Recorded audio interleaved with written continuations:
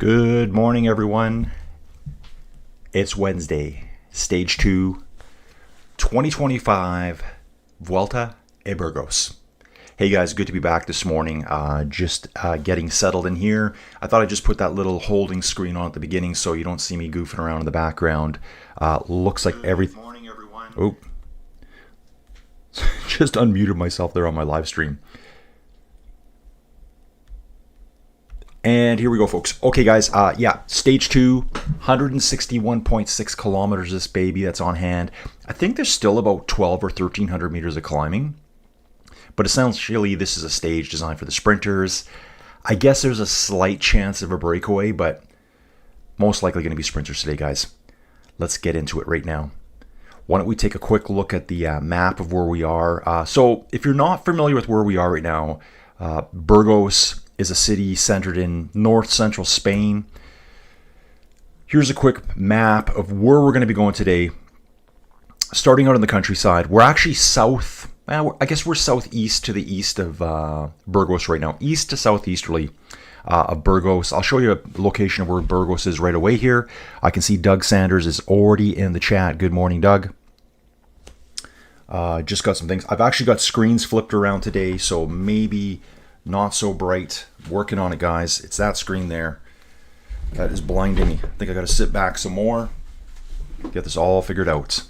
Okay, so yeah, Burgos, guys. Where is it? Let's talk about it for a second. So our finishing town today is going to be a place called Buniel. That's the red location on the map here.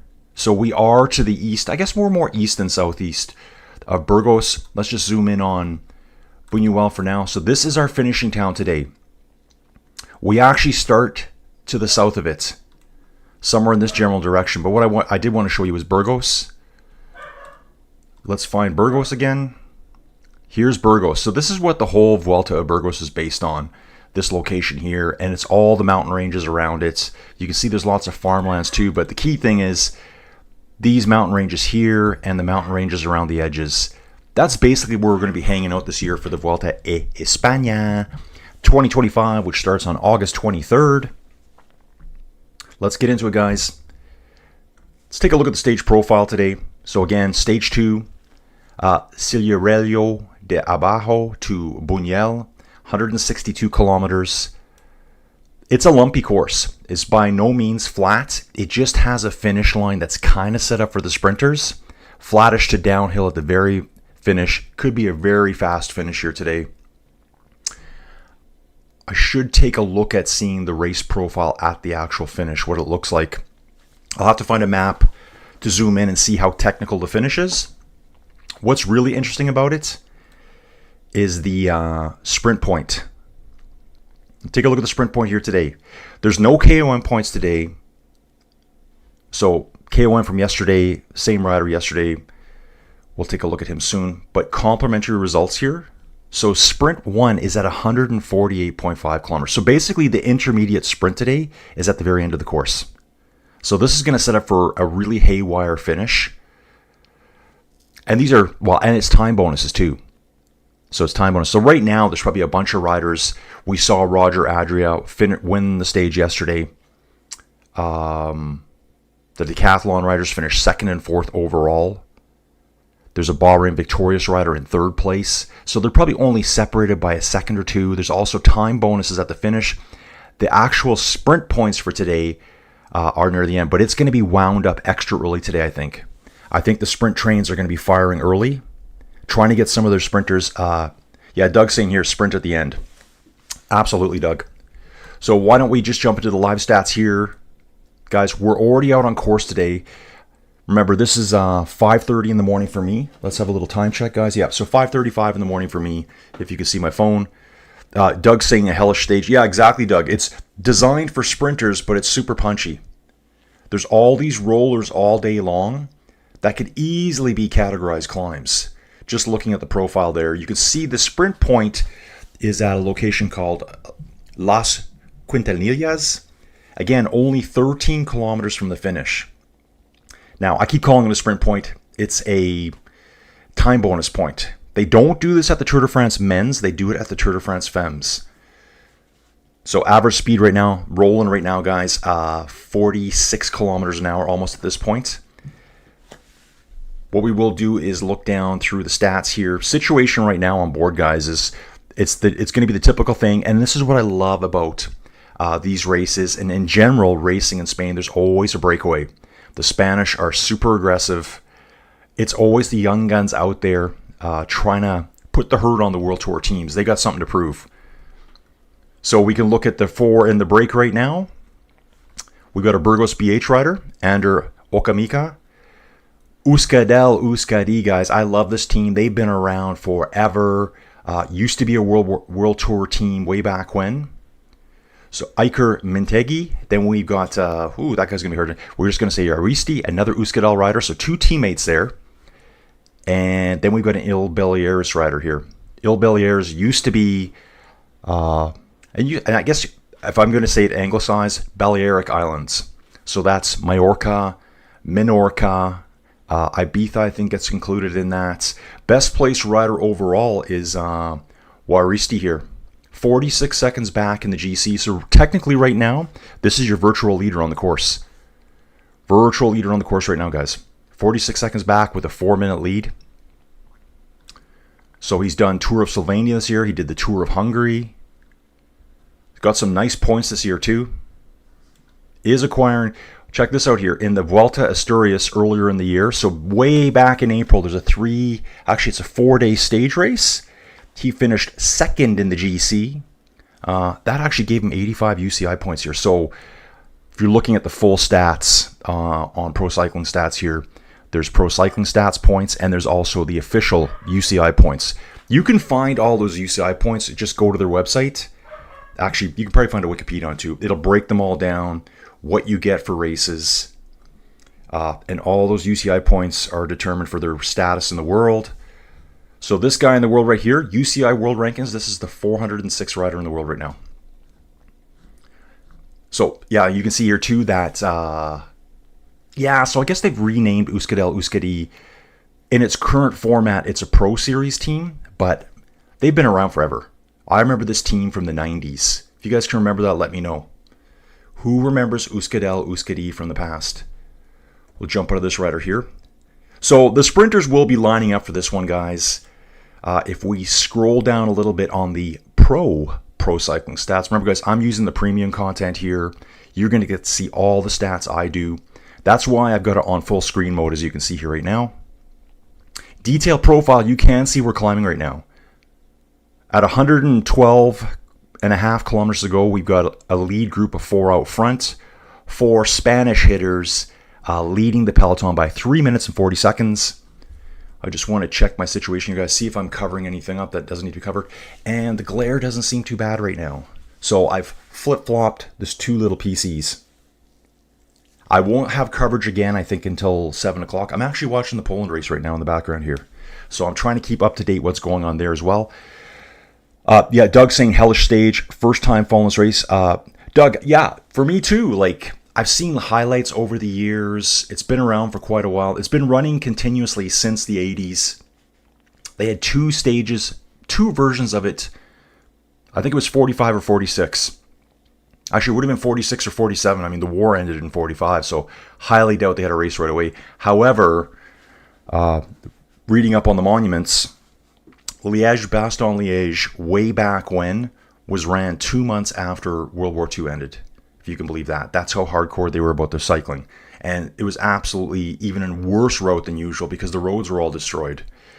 They actually ran Liège-Bastogne-Liège in 1943 in the middle of the war. I don't even know how that's possible, but they did it. Oh yeah, Swoosh Kid. Yeah, buddy. So yeah, Doug, me too. First time really getting into it. Guys, you know what you're going to get here. Once we get more details and stats, I'm going to keep adding it in, keep layering in the data. I am going to jump back to the maps here for a second, just to guys give you some context of where I am in the world. But yeah, Swoosh Kid, Bora Hansgrohe, one word, Remco Evenepoel. Yeah, dude, big announcement yesterday. I think everyone saw that yesterday. I think he had a €2 million buyout on his contract. So he had 1 year left on his contract with a €2 million buyout. Bora decided to swoop him up. Guys, take a look at Bora's team. Go to their website and see how stacked they are. I'm going to show you their team later on here today. Roger Adria for Bora Hansgrohe won the stage yesterday. Really aggressive rider at the end there. We did see a clash between Isaac Del Toro and Giulio Ciccone, probably top two riders at this race in contention. They crashed together. It was Del Toro that took the Lidl truck rider down, Ciccone. So that was on those fast curves on that little ascent at the finish. It was only 900 meters long, but pretty technical. Lots of cobblestones, and the road just looked hot and slippery. Oh yeah, that's another thing to talk about here. Yesterday was the cool day. I think it was 28 degrees Celsius, so that's just under, that's 85 Fahrenheit or something. For the rest of the race, there's a heat wave coming for the next week, as they're calling it. About 36 to 38 degrees Celsius every day. So we're in the 95 range every day, and these guys are out here slamming it. We'll continue on with the Remco discussion here soon. I'll just pop this out there. What does that mean for Primoz? What does that mean for Florian and all the other riders that are there? That team is pretty stacked now. I can see why Remco wanted to go there. He's 25 now. He wants to win the Tour de France. He's won La Vuelta, but he wants to win Tour de France. He's got probably 4 to 5 years of real quality peak riding time, and then it starts to go downhill. So I guess the decision is move there, get better training, better coaches, better nutrition, just a better system. Not that Soudal was bad for him. I mean, he won a ton of stuff at Soudal. I think Remco right now is on 64 career wins, and like some massive wins too. Olympic road race champion, time trial champion, world champion. He's kind of done it all for Soudal. So Soudal, I think they got their money's worth out of him. But he can't progress anymore past there. Good morning, Colin's dudes. And yes, Dawn, let's get it on. Shaka Khan. Here we go, guys. Going to be another slow build up today. Actually, I thought the stream did really well yesterday, guys. I think we had a peak concurrent view of about 93 viewers. Let's get it out there, guys. Hit the like button if you can. And we'll get back into it here. So let's take a little look around the world here. Where are we at? 110 kilometers to go right now. We've got our 4 riders out front. Just browse down through the stats here right now. So you can see we are climbing. Pretty punchy little climb, actually. In a couple of kilometers, they're going to climb 100 meters in elevation. So this is a tough little climb that doesn't even get mentioned where they're at right now. I can't wait to see some footage here coming up. Let's have a little quick peek here, guys. I wanted to show you predictions for today for the sprinters. That's what we're talking about. It's going to be a sprint day. Looks like right now, they're probably a couple of kilometers ahead of them right now. Here's the predictions for today, guys. So these are predictions made over in Pro Cycling Stats game. Quite a few... There's quite a few people that follow this too. It's Juan Sebastian Milano. I've already looked him up today. Looks like he's a Colombian rider, I believe. We got Matteo Moschetti and we got Matteo Malusetti. Luke Lamperti as well. He does have a really good sprint. Here's something that's really cool. So guys, you can see I'm looking at the screen right here. Let me just move that up to the top for you. Luke Lamperti, let's start with this guy first. Who else do we have here? Just having a quick look through the sprinters. They actually got Isaac Del Toro as well. I highly doubt that today. He's probably going to sit a little further back, avoid the sprint action at the front. They've even got Giulio Ciccone. Now, this is just people hoping for a GC win. Because Roger Adria's there too. Isaac Del Toro, Fabio Christian, Giulio Ciccone. Those are probably your top 4 on your GC. And then we start with the sprinters. But Luke Lamperti here, I'll pull up his profile. There's a race out in British Columbia, Canada. It's in Vancouver. It's called the Gastown Grand Prix.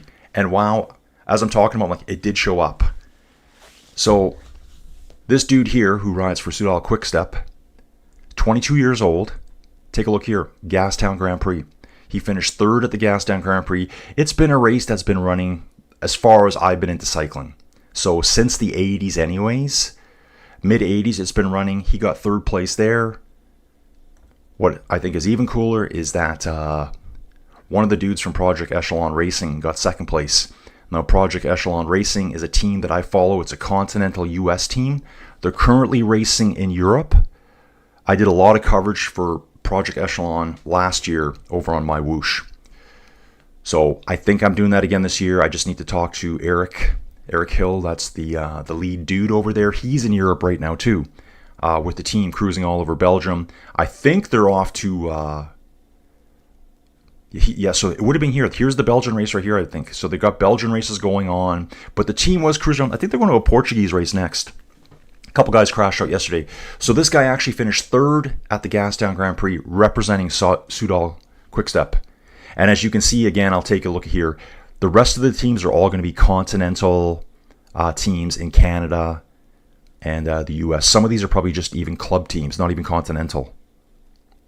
So kind of like the big guy to show up there. So Luke Lamperti there should have a good sprint at the finish. What we will do, though, is look at Juan Sebastian Milano here. Let's just stop here quickly, guys. Don saying Florian Lipowitz will win the Tour de France before Remco does. I could probably see that. I think it's going to take Remco a couple years to fit in. And I was talking to friends yesterday about this. I was going to start commentating on the Polish race there. I am watching Decathlon on the front over there. It's going to take Remco a couple years to fit in. And, you know, even though Remco has won pretty much everything that's out there, and he has won La Vuelta, maybe he's really not a Grand Tour guy, like the top end Grand Tour guy. I think for one-day races, time trials, and the shorter stage races, the 7-8 day races, maybe that's his thing, and there's nothing wrong with that. You know, if there's a time trial, a one-day time trial, he's going to dominate it. We're going to see that probably again next month at the World Championships, which I will be doing, guys. So Don here too. Once it gets close to 100 Fahrenheit, the roads, oils make the tarmac slippery. I hope these guys stay safe today. Yeah, it's going to be sketchy out there. And like absolutely sweltering heat. I probably will pull a temperature map up for you guys. Maybe we can actually get here. But Juan Sebastian Milano, here's your big guy for the day. Here's another banger from UAE XRG team. This guy is really, really good sprinter. He's got stage wins at the Vuelta at España in 2023 and 2022. Tour of China, he won the GC there quite a few years back. Last year, he's got 3 stage wins at the Vuelta a Burgos already in 23 and 21. So he's a known winner here. He's got a stage win at the UAE Tour. Even this year, you can take a look here. First in the points classification at the, I think you say Balawas Belgian race. That was just back in June. I remember that one popping up. Not a GC guy, sprinter. You can see here on stage 5 of that race, he got second place overall. Stage 2, he got second place. Stage 1, he got second. So he's obviously a stage hunter sprinter. We can cruise down a bit more. Even the Tour of Slovenia, second place, 5th place. You know, this is fields of 150, 160 riders coming in, and he's getting seconds repeatedly. Go back to the Tour of Norway. Okay, so that's not the Arctic Trail, but he got a 4th place there. Tour of Hungary, he got a 1st place on the very last stage. So definitely a sprinter, 4th in the points classification. Did some one-day races earlier this year. A lot of DNFs in the classics, the spring classics here. Got a 1st place here. This guy, this is a one-day World Tour race here. This is the big guns right here, guys. All the teams would have been here for this. Let's take a look at these stats for them. So, yeah, guys, right here. Boom. This guy beat Jonathan Milan early this year. Beat Phil Bauhaus early this year. All the sprinters would have been here for this. World Tour teams, doesn't mean they're going to send their absolute best, but if you're out sprinting Jonathan Milan, you're doing something right. So this guy is probably our big gun for the day. However, there are other riders there. Matteo Moschetti. We got an Italian rider here riding for Q36.5. He's got a lot of one-day race wins right now. Got some good points this year. So he did do the Giro d'Italia this year. So this guy knows what it is to race a full Grand Tour. You can see here on the final stage, he got a 3rd place overall. So again, he's got the sprint legs. He does have sprint legs, this guy. 9th place on stage, looks like stage 4. Probably earlier on in the race, probably a sprint stage. And we're going to cruise down a little bit. Lots of a race in Greece. He got 1st place on the final stage in that race. So again, you see he's getting PCS points here, and he's getting UCI points. He's actually acquired a lot of UCI points this year. A lot of pro level races. You know, these are 1 pro races, 1 pro, 1 pro. This guy here, 1.1, that's a step down for 1 pro. It goes pro, it goes World Tour, pro, 1, 2. The second number. First place at the Grand Prix Cricquillon, probably named after Claude Cricquillon, famous in the 80s and early 90s, had a clash with Steve Bauer, the Canadian, way back when. Even the Alula Tour, that was way back in February. Stage 5, first place. So this guy knows what it takes. We're just going to bounce back here, guys, now, and we will get into the live stats again. I'll come back here, see where they're at on course right now. Live stats on course right now. Still have 4 riders up front. You see the side profile here. Again, these are like punchy little climbs. 4 riders up front with a 3-minute lead. Yeah, I think they'll be safe today. It's going to slowly getting busy in here, guys. Started streaming about a half hour early today just because I wanted to get more time in. Let's go back and talk about Remco. What do you think, Swoosh? What do you think Remco will be making per year? Give me an idea. I think Jonas is on $5 million a year. I've heard that Taddy yesterday is on, I've heard 8. And then all the sponsorship on top. So 44.4 kilometers an hour right now. We've done 58 kilometers at the moment. What I'm going to do, guys, I'm going to take a look here. So here's Burgos itself. We finished in this town yesterday. And we actually finished at what they call the Burgos Castilla. I'm hoping it's going to jump out at me, but I don't really see it right now. So there's lots of race tracks. Races have came through this town all the time. We're in north central Spain. This mountain range here is called the Cantabrian Mountains. What's even stranger is here's the Bay of Biscay as you know it. If I go to standard maps, probably just do it like that. It may not show up. Have you ever heard of the Cantabrian Sea? I hadn't either. I would have said this was all the Bay of Biscay if I would have remembered that name. But here's the Cantabrian Sea. So all this area up here, this Santander, Gijon, this is all the Cantabrian Mountains up here. This is where we're going to be taking on a lot of the climbs this year for the Vuelta a España. The Basques are up here, all in this. This is their area of Spain. They've always kind of fought for independence. Team Euskadel Euskadi is a Basque located team. They ride out of this area up here. But yeah, so the Cantabrian Sea right here. There's actually bears up in these mountains. Last I read that, I only discovered this, guys, because there was, go and jump back to the race here. I did a video a long time ago, and it was a HD video I did on Ruby. Riding through here, I learned all about the Cantabrian Mountains, the Cantabrian Sea, the bears that live in the area. They're super protected now. But I would have had no idea that there were still bears roaming around Spain. But they're there. It's kind of common here.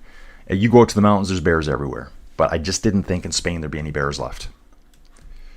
So yeah, four riders still out front from the smaller teams. These are all Pro Series teams. And in fact, Ilsberg, I'm going to say the Balearic Islands. This rider here, Pau. We don't want to translate. Nope. Pau here. This is a continental level team here. So continental team, special invite them. This would have been a wild card invite to get them in here. So this is how they get experience with the World Tour Pros. It depends on the race series too, how many pro teams can show up. So yeah, it gets tougher after today, guys. Nothing too huge for climbing, but lumpy days, 3,000 meters of climbing every day with some good finishes. Okay, let's take a look here. So we got one rider from Africa. That's our Eritrean rider. Let's take a look at this dude here. So we did see him on the course yesterday. Lidl Trek rider, Emmanuel. We'll just stop there. Emmanuel for Lidl Trek, 30 years old from Eritrea. So they're huge into cycling in Eritrea. And let's take a look at this dude. Look at him. He raced at the Criterium de Dauphiné. He's kind of been in action this year.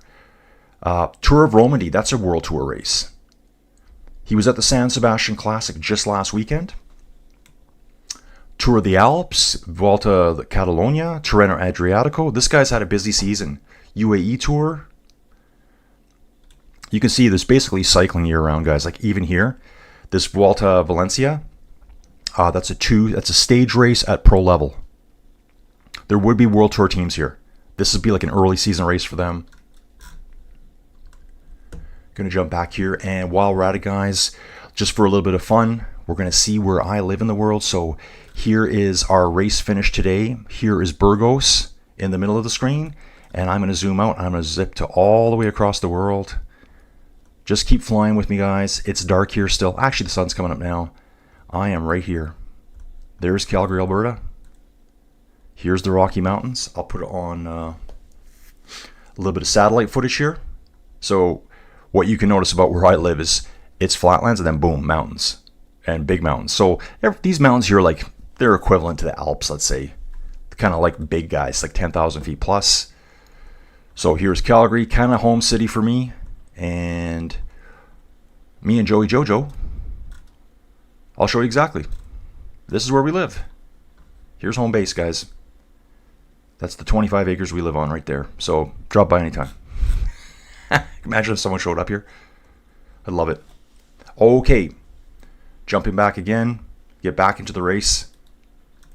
So yeah, 4 riders up front right now. 3 minutes. I will check the live feed here right away. It looks like I'm still an hour out from live feed, I believe. Just going to jump back here, guys. Bounce out of this. How do I get out of this video? Oh, I got to make that smaller. I think I have less reflection today too. Thinking I have less glare. Yeah, we got less glare. I'm also rocking the Metallica Ride the Lightning jersey today. Let me know what you guys think. Okay, Swoosh Kid, thanks for commenting, dude. Let's get this chat rolling, guys. Slap a like. 23 watching. Maybe it's going to be a slow day today. What is it, a Wednesday? Good morning from Oregon. Colin's Tones, breaking the day. Awesome stuff, Robert. I had a guy message me yesterday. I actually don't know who he is. He said he watched the stream. On Discord, he goes by X-Men, and he says he loves watching the stream. He missed me doing the Poland race, because I did say I was going to do it. But it was like basically, I think it was Sunday night. Poland started the next day. And I just said, yeah, I want to do Vuelta Burgos. It's more interesting to me. I like the train better here. I like Spain. It's Vuelta España is coming up. So everyone's just getting up now, guys. Yeah, in Oregon, it'd be very early. So it's barely 5 o'clock in the morning for Robert right now. Swoosh Kid, I saw something about him making Remco. 5 million euros, but not too sure. Like you said, cyclist salary is hard to find. Yeah, I've seen Jonas right around 5 mil. Taddy, I've heard 8. I don't know if that's even true. They must make huge sponsorship money. Like some of the stuff's really weird. Like with Remco moving there, they really, if you guys heard the Lantern Rouge podcast, they really had to think about where he even goes, because I think it's Remco and Demi Vollering. They have bike sponsors that they're tied to forever, essentially. So any team that they go to has to use their bike. So they might go to a team that doesn't use, say, Specialized bike. Because in Demi's case, FDJ Suez, they ride Specialized bikes. They actually switched their bikes to Specialized to get her. Otherwise, she couldn't have came. She's got such a locked-in contract with Specialized that that's the only bike she'll ride. And I think they're almost lifelong contracts. They called it a life contract. So either the team switches bikes or they don't get them. And I also heard too that over at FDJ Suez for Demi Vollering that it's Specialized that pays her salary. She doesn't really get a salary from FDJ. I would imagine there though it's like bonus contracts. So you win this race, you score this many points, UCI. The profile of the upcoming 10 kilometers, guys, you can see it's lumpy here. So again, nothing categorized here. As Robert said earlier, was it Robert? No, it wasn't Robert. It was Doug. Hellish stage. Totally Doug. Good call here, dudes. Like you look at this, you think, oh, just a boring sprint stage. Just a boring sprint stage, because it does look flat when you're zoomed way out. But take a look. This is what you get when you have Pro Cycling Stats. Primo. That's what I'm rocking, guys. This is the profile for the next 10 kilometers here. So from 64 kilometers out to 74 kilometers, we've got, okay, I'm just trying to see which ones it is. There's 2 bumps on the road right now. They're just getting to the first bump. It's kind of got a divot in the middle of it. We bomb downhill. We come uphill again. We're not even looking at the 3rd bump there. we're looking at the 2. You can see them here. Here's where we are right now. We're probably in this 1 to 2% range with our breakaway group. It's going to kick up to 8%, level out at 2 at the top, bomb down, another quick 5% uphill. Remember, this is only for like 400 and 500 meters. Huge descent, and then we climb again. So really not just a sprint stage, guys. It's a very, very lumpy sprint stage today. Everyone jump into the chat here. Let's get it rolling, guys. Okay, so Swoosh Kid saying, yep, 5 million euros. Yeah, Robert, Soudal is kind of a Belgian pressure cooker of a team. Bora might be easier for Remco to relax and just be great. Betcha he moves to Monaco. Oh, I would too. I'd be there in a second. Let's take a look at the, let's take a look at the general classification right now. Now, okay, so maybe I should, let's look at the actual GC. Here's our actual GC, guys. Now, Roger Adria from Red Bull, Bora Hansgrohe, so this is going to be one of Remco's teammates next year. Take a look at this dude quickly. 27 years old. He's a one-day racer. He's also really good at climbing. You could see that at the end. Good in the hills. Made a huge push up the finish there to get first place. He was ahead of Isaac and Ciccone when they crashed. So he's in first place right now with a 4-second lead over the decathlon rider. They basically crossed the finish line at the same time, but there was a time bonus. So that's what we're seeing the difference there. Jordan Labrosse here. I think he's actually in the young riders jersey as well. They're all kind of wearing different jerseys today. What we can do is see where I can find that. Then we got Alfonso Alulia here for Bahrain Victorious. They've all they're all sharing jerseys right now. So we're going to get that all figured out. That's their full team there. Leo Bissot, this is the guy that they said finished second yesterday. Technically didn't, but he happens to be a decathlon rider. So decathlon has 2 riders in the top 5, and so does Bahrain Victorious right now. Damiano Caruso. Here's a blast from the past. 37 years old, Damiano Caruso, 5th place overall right now. This guy's got quite the Palmares on him. He's been everywhere. I mean, even look at this. 5th place at the Giro d'Italia. 5th place at the Giro d'Italia, guys. That gave him 495 UCI points. Yeah, that's really good. Training Adriatico this year. Tour of the Alps. He's actually been on really good form this year. Tour of the Alps hitting 6th place in the classifications 2 pro race. Giro d'Italia, 5th place. Skipped the Tour de France. I'm betting you he's on the Vuelta team this year. What we can do now is we can look at his program here. Whilst the guys are out from, there's a 3-minute break, guys. So let's just study the riders for a bit. So Damiano Caruso, will he race La Vuelta?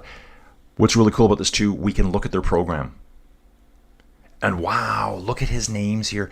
Look at the teams he's been on. He was on Leaky Gas Cannondale way back in 2011. Then it became Cannondale Pro Cycling, BMC Racing Team. How long has it been since you heard that name? Cadel Evan days. Bahrain Merida, when they first started out, became Bahrain McLaren and Bahrain Victorious now. Let's look at his program, see if he is doing the Vuelta. And he is, right here. Take a look at this. August 28th. Damiano Caruso, 5th place right now. We'll be doing the Vuelta later this month. He has had 6 starts at the Vuelta a España. So that's why he's here. He's getting tuned up. Sitting 5th right now, getting tuned up for the Vuelta a España. Fabio Christian, another guy that's going to be a GC contender, Q36.5. Q36.5 does have a wildcard entry to Vuelta a España this year. Just going to bounce back a bit here, guys. Live chat running. Just want to make sure everything's good to go still. Yep, good to go. I guess we're just having a sleepy day, guys. Everyone's just slowly waking up here now. Slowly getting up. Time to wake up, boys. Time to wake up. Bounce back again. So yeah, that's the actual GC. We should look at the mountains too. Mountains, Carlos Pernia Garcia. And actually, this is good here because we have no mountain points today, even though it's very lumpy. Not as much climbing as yesterday, but it's not far off. I think yesterday we had like 1,800 meters of climbing. Today we're like 1,300. But Carlos Garcia Pernia, Spanish rider, That's right, Burgos BH did a great job securing 24 points yesterday. Javier Ibanez, Caja. These were the 6 riders that were in the break yesterday got the majority of the points. Roger Adria would have gotten points on the final finish. Julian Bernard picked up points out on the stage right when the 6-rider break was caught. He managed to snag points, I think, on the Cat 3 climb. Maybe it was the Cat 1 climb. Isaac Del Toro sitting in 10th place. Cool here to see this Canadian dude, Nicholas Zukowski. In the points race, should be Roger Adria again, yes, because he finished first. So the points were available at the finish yesterday. You can see here, basically right now, the point standings are the same as the GC. Roger, Jordan, Alfonso, Leo, and Damiano Crusoe, who we just discussed. Youth categorization, Jordan Labrosse. He finished second yesterday with his teammate Leo right on his heels, 10 seconds back. Teams, let's take a look at the teams. Oh, love seeing this. So it is computed as the first 3 riders. That's usually the standard. Top teams right now. Wow, I love this. Top teams right now. We've got a Pro Series team. We've got an Euskaltel Euskadi. We have in first place with a 2 minute and 37 second gap to Burgos BH. Remember, they take top 3 times of their 3 riders. So it's the lowest cumulative time out of 3 riders. Take a look at number 3 here. Illes Beliers Arabe, ahead of all the World Tour teams. Hopefully they can maintain that throughout the race. Let's get back into it, guys. Get to that race profile now. We've gone through all the classifications. Okay. Yeah, so that's pretty lumpy there. You can see here right now, they're just going over the second divot. If you look at the detail profile, I'm studying that right now. Kind of the center of the screen on the right-hand side of the page. And I'm zoomed out. Okay, why am I zoomed out, guys? Here, I'm just going to be honest with you, because I don't have to watch ads anymore. I'm giving you the premium content that I'm getting from Pro Cycling Stats. So much data here, so much information. If you see something you want to look at too, just scream at me. Because there's stats coming by all the time. Okay. Yeah, Robert, Soudal, more of a cobbles team. So I think it was always hard for Remco there. And you know, this year, yeah, who did he lose? Right. So Remco needs climbers to help him. Soudal was never designed as a climbing team. It was always like a one-day race team, cobbles team, crosswinds teams. Like if you were ever to ride in the crosswinds, the team you don't want to race against is like Soudal Quickstep. Remember, it was the Wolf Pack, right? Do they even say that anymore? But they were the Wolf Pack, even when Julian Alaphilippe was there. Crosswinds, cobbles, like really hard one-day races where it's cold and wet and brutal. Some of these other riders, they just don't do well in those kind of conditions. And Soudal seemed to thrive in it. Quickstep. That's what Soudal was. And then they brought Remco in, who could win the time trials, could win La Vuelta, struggled at, obviously, the Tour de France this year. I think he must have been sick. And you know what? To be honest, he just kind of cracked. I think he cracked really bad mentally because no one's really said what was wrong with him. But I was talking to a good friend yesterday, Steven Cycles, and he's like, yeah, he didn't he quit on the Tourmalet. I'm like, dude, he quit 3 kilometers into the Tourmalet. Like a 19, 20 kilometer climb at 3 kilometers in. I called it as I saw it. I'm like, he's quitting. He is quitting. And we watched it all go down. What was that? Stage 3 Tour de France. Jump back and see the video. It's all there. But yeah, I agree. The move to Bora Hansgrohe, I think it's going to be a team that's designed for winning Grand Tours. Obviously winning smaller stages too. Smaller stage races too. World Championships. We still got a gap of 3:02 here, guys. Yeah, so when he was at Soudal, though, last year, they brought Mikel Landa in for him. I think Mikel Landa transferred across, I think, just the year before. So we had Mikel Landa as a climbing companion. I'm just seeing Mikel Landa's name here on screen right now. Right before, let me look. I'm going to take a look at him right here. What happened to Mikel? Mikel Landa crashed out, I think, at the Giro, maybe? Yeah, here it is right here. So look at Mikel Landa here. He was brought in to assist Remco Evenepoel in the climbs at the Tour de France. However, in his tune-up race, the Giro, he crashed out on stage 1. I forget what happened to him exactly, but I remember him crashing out very early on. That was Remco's one climbing assistant. However, they did have Valentin Perry-Ponch as well. Love that name. And he did win a stage. That was at Ventoux. Perry-Ponch won the Ventoux this year at the Tour de France. So, again, though, Soudal not really a team designed for GC wins at Grand Tours. More stage race, smaller stage race, one-day races, hard races. So I think it's a real smart move for Remco to leave. All that's going to happen is he's going to sit there for another year and really have no chance at winning top end like Tour de France. Problem now is he's going to be moving over to Red Bull Bora Hansgrohe, and it's already stacked with talent. I mean, Florian Lipowitz is sitting there, young gun, just got third at the Tour de France. Primoz is still hanging out there. There's a ton of really, really strong riders there. We got one of them in this race, Roger Adria. We can jump into the team here quickly and look at the full roster. So 302 still at this point, still climbing as well. Current position right now, they are starting the second climb. And then what you're going to notice here, keep looking more to the right on the detail profile here in the middle of the screen. There's another climb. It's probably going to be just like this one, just another 5, 6, 7% for, it looks like 2-3 kilometers anyways. So they're going to be climbing through this section right now, 3, 4, 6% all through here, just burning out the legs of the sprinters. Yeah, if they're not careful and in this heat, we might see a breakaway go. I could see that potentially happening. Everyone thinks it's a sprint stage. The heat might throw that out the window. Could throw that out the window, guys. We still have 758 meters of climbing to do. And we've covered 70.4 kilometers average speed right now, 42.6 kilometers an hour. Today's favorites. Again, here's today's favorites. Far and away, Juan Sebastian Milano, Matteo Moscati, Matteo Malucelli, and Luca Lamperti. I've just got a sneaking suspicion someone might try to break away. And I'm thinking it's going to be probably at the last lump before Las Quintanillas.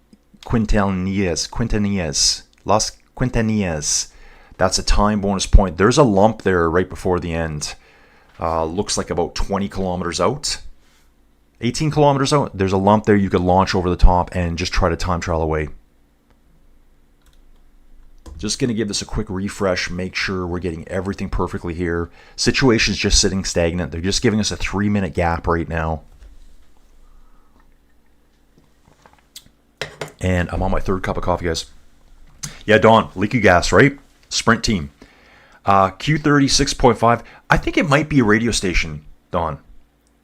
I mean, I wish someone would check that for me. I think Q30 6.5 is a big radio station. Don here again. I think Remco was having gut issues, which would explain the rapid power drops and bonking that caused him to tap out of the Tour de France. Yeah, as soon as I saw him start the terminal, I'm like, uh-oh, this is not going good. He was with one teammate. He drifted over to the right-hand side of the road, held onto the team car, and I think I remember seeing too the driver of the car kind of like, give him a hand slap as they were riding together, as he was holding onto the car. Like, dude, come on, sorry, dude. He was probably telling him already, hey, I'm quitting. I can't do this. And they're probably, okay, man, whatever's best for you. And another train came by him, 15 to 20 riders. He didn't even look at them. And then shortly thereafter, we saw him out. I will get this going again here now. I got to see if... sometimes they do pop the feed on early. Okay, Vuelta de Burgos is still upcoming, guys. It says we will have live feed in a little bit. So we still got our sprinters out front here. Sorry, our breakaway group. 4 riders still. And again, really representing well for the Spanish teams. I really like seeing this. They're very aggressive, these younger riders. Let's see this dude here again, Pau. Okay, it keeps giving me translate. You know what? He is 26 years old. It's really cool seeing some of these riders here. Like, they're just getting into cycling. Like, club level team in 2023. Now he's Continental 2 years later. not getting into cycling when he was, although he does have wins back here. National championships back in 2020.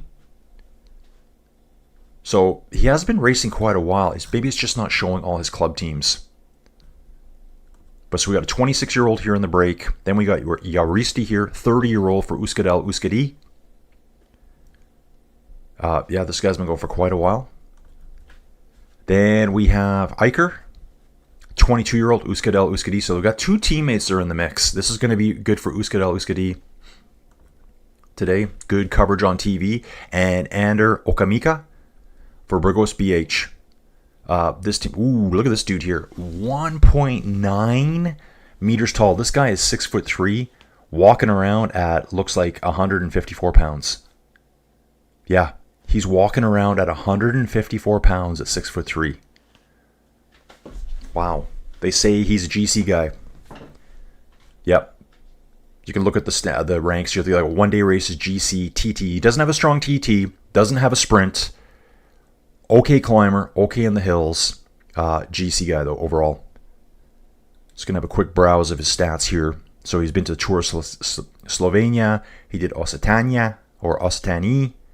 We need Tikala here. See my pronunciations. Vuelta Asturias, Basque Country. So some good finishes this year already for Ander. Yeah, Remco is going to have to make a comeback here. I bet you right now. Okay, it is saying the current temperature is 28 degrees. So maybe the heat wave that's coming just hasn't hit them yet. Because it was coming today. Like really hot there. I'm going to actually look it up on my phone right now and give you the weather forecast. How do I do this? Come on. Burgos. That whole area is going to be baking. But I think that's kind of normal for this time of year there. We'll be getting to a high of 33 Celsius today, which is 92 Fahrenheit, I guess. And then the rest of the week. So tomorrow it's 36 Celsius, Friday 36, Saturday 34, Sunday 34. Really hot in this part of the world. And they're going to be racing in all of this. But even today, it's still heating up for today. So the heat's pushing into the area now. Got 88 kilometers to go, guys. Stages tomorrow will be getting harder. This is actually ranked as the easiest stage at this race. They got them all ranked based on the profiles. As you can see here, we're now climbing this next chunk that, again, zero categorization. These might actually be Category 3, Category 4 climbs. And there's not 1 point available today. So really, we have no points available until the end of the race. There's no intermediate sprint, but we do have a time bonus. Roger Adria, 4 seconds ahead of second place, just needs to really finish in the main bunch. Outside of the fact that there is points at the end too. Yeah, so you can see here, rider points. 3, 2, 1 seconds. There's no green jersey points there, but there is time available, which will probably be important later on in the race. 38 watching now, guys. Let's grow this little puppy up. Grow the Vuelta a Burgos. I think this is a great race. Perfect for the Vuelta a España tune-up. Guys, I'm thinking this week, what are we at right now? Wednesday? Thursday, Friday, Saturday? I think this race finishes on Saturday. Thinking Sunday I might do a super duper crazy live stream, Vuelta a España, do the route profile. I was doing some background work on it yesterday. Take a look at all the stages. It's just going to be basically, actually Sunday might be a really good day for it. Everyone's off work, off life. Been currently racing for 1 hour and 45 minutes at this point. Still 3-rider break, and it's saying there's no change in the time break. So right now, the peloton's just controlling them. They're just letting these guys sit out front. They're not letting them get away. They're not letting them get closer. I would expect to see more time bumps than that, though. So again, still climbing on the downhill at this point. So after this, it's, flattish valley riding for a little bit, and then we start climbing again. After this one even, there's kind of 3 major bumps. I'm thinking the last bump might be the one to go on. There may be some attacks on the second one as well. teams that are getting antsy to get into that break and go for it. I would expect the Spanish pro teams to be pushing really hard there. Push very hard there. What I'll do here right now, so here's kind of a better look at the profile here. You can see like it's, you know, sawtooth all the way. Right now, we're going to be in this segment here. And actually, it shows better here too. We climbed through an area that was 1.5 kilometers at 7% gradient. I'm going to say the other ones are very similar to that, including these last ones. They're going to all be like 2 kilometer climbs, roughly 1.5 to 2 kilometers, probably at 6-7% gradient. Sprint point, which is for time, at Las Quintanillas, and then we finish on a little bit of a downhill grade. I do want to go back to the start list here. Let's head to the start list. Here's our teams. So Isaac Del Toro for UAE had the crash yesterday. On that same team, we've got Juan Sebastian Milano, who looks like he is top contender for the sprint today. Roger Adria for Red Bull Bora Hansgrohe here. Let's talk about Red Bull for a little bit. We got Roger Adria here. Nico Denz. This guy, to me, kind of a super domestique. Okay, how long has he been around? Ooh, he's been riding a long time. 15 years from club level to pro. So he's been World Tour rider since 2015. AG2R Le Mondial spent 6 years there. 5 years there, moved over to Team DSM. Team DSM now is Picnic Post NL. Moved to Bora Hansgrohe. He's been there 4 years, so obviously well established there. Then on the same team, we have Jai Hindley. So here's Jai Hindley, Giro d'Italia winner in 2022, so can win a Grand Tour. I'm wondering if Jai's going to be at the Vuelta as well. I'm going to say yes. What we're going to do is take a look at Jai's program here. Jai Hindley is tuning up for the Vuelta right here. So he's already done the Vuelta 2 times, and he's getting tuned up for it right now. Let's see the rest of Bora Hansgrohe here. So yeah, they've got Roger here, GC rider. Should be a GC rider. GC and climbs. Actually, he's one-day rider. But good climber, good on the hills. Jai's going to show up as a GC rider. Yeah, GC and climber. He was pretty quiet yesterday. He did finish 23rd overall yesterday in stage 1. Quintana's here. Unbelievable. This guy's still racing. So, but what's crazy, and I've seen people talk about this before too, guys. Quintana seems like he's been around since the 80s to me. It just seems like he's been riding forever. It just shows how young he was when he first started racing. Like, he was a young gun. So it's got him as first World Tour team, would have been 2012. That was only 13 years ago, so it would have been 22 back then. And that was for Movistar. Kind of came out of nowhere and just started rocking it. I mean, his results, he's already won the Giro in 2014. He's won the Vuelta a España in 2016. 2 times winner of the Tirreno Adriatico. He's won stages at the Tour de France. He's won the Vuelta a Catalonia. He's won the Tour of Romandy. His big years were like the middle teens. 13, 14, 15, 16 through there. His latest wins would be 2022 Tour de la Provence. Yeah. Well, he's also won the Vuelta a Burgos twice, way back when. Like I said, in the teens, 13 and 14. Him and Nairo and Mikel Landa are both 2-time winners of the Vuelta a Burgos. I've already checked that out. So 2 winners. The most winningest rider ever was a guy from 80s to early 90s, and that was, he has 4 wins. I think his last name was Larrieta, something like that. So again, yeah, his program, he's going to be doing the Vuelta. Wow. How's he doing this year? 50th at the Tour of Swiss. 25th still at the Giro. Like, still. Always in the hunt. Nothing really, like, spectacular at the Giro this year, but really close. 19th at the Catalonia.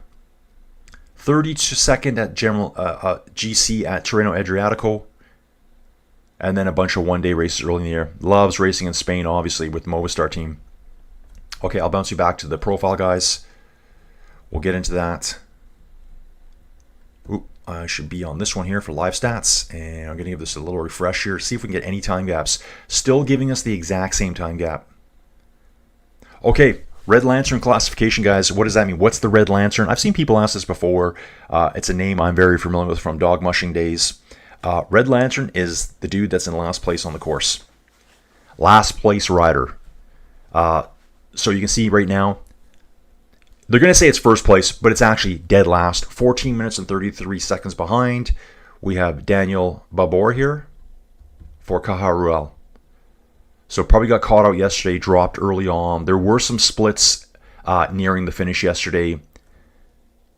Alessandro Covi for Team UAE Emirates. 26 years old here. Must have got caught out as well. Maybe involved in a crash.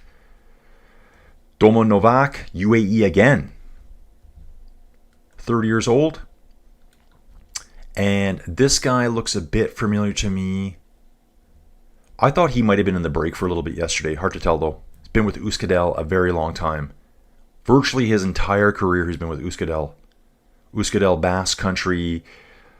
So way back when in the 90s it was Euskadel, Euskadi. And then the name's changed and now the name's back. Awesome to see that.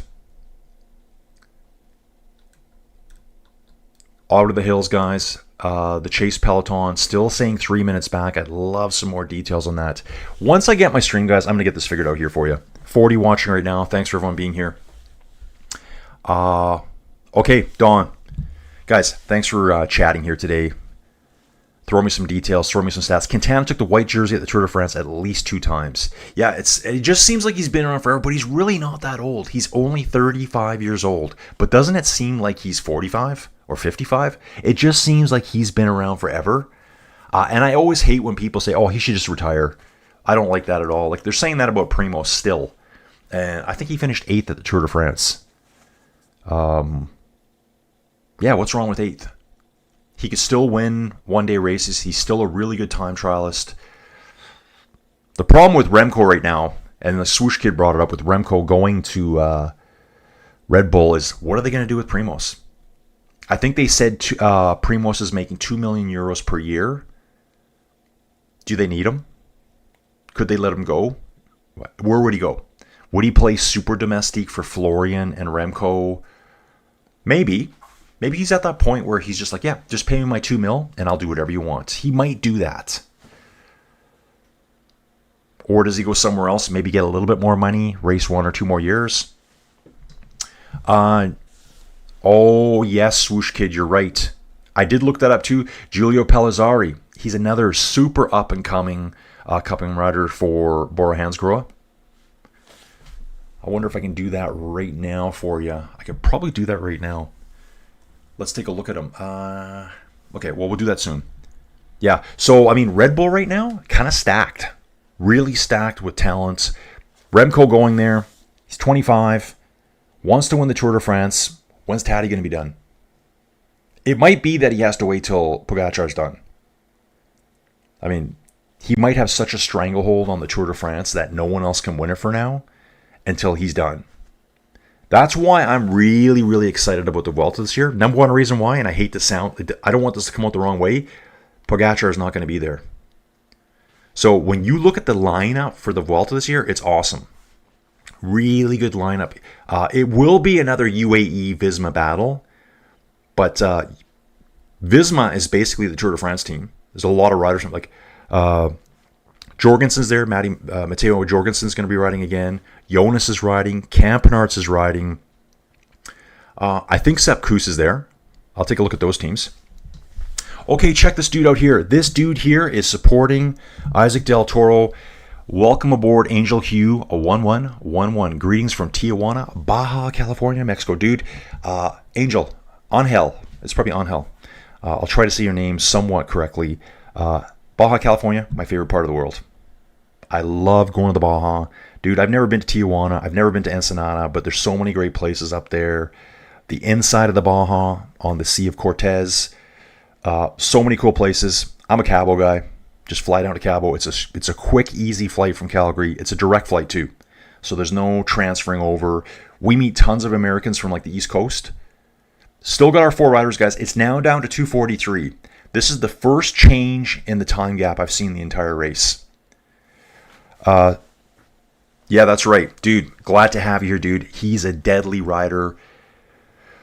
Dudes, let's talk about Mexican riders. Who was the last big gun out of Mexico? First that comes to mind, I know who I'm going to say, Raul Alcala. Who remembers that name? Who remembers that name? I'm thinking Roberto Harris. I don't know if he was Mexican. So that was another big rider.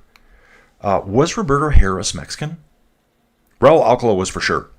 Raul Alcala was Team 7 11 days. Fantastic rider. It's just so cool to see. So, Angel, where does Isaac Del Toro actually come from in Cabo? Like on the Baja California? Dude, he called it right here. So, Angel saying too, Raul Alcala was the last big Mexican rider. Yeah, dude, you got it. Dude, I love having this guy here. So, where does Isaac Del Toro actually come from in the Baja? Is Tijuana, Ensenada? Is it Ensenada? He's from Ensenada, I think, which is just south of Tijuana.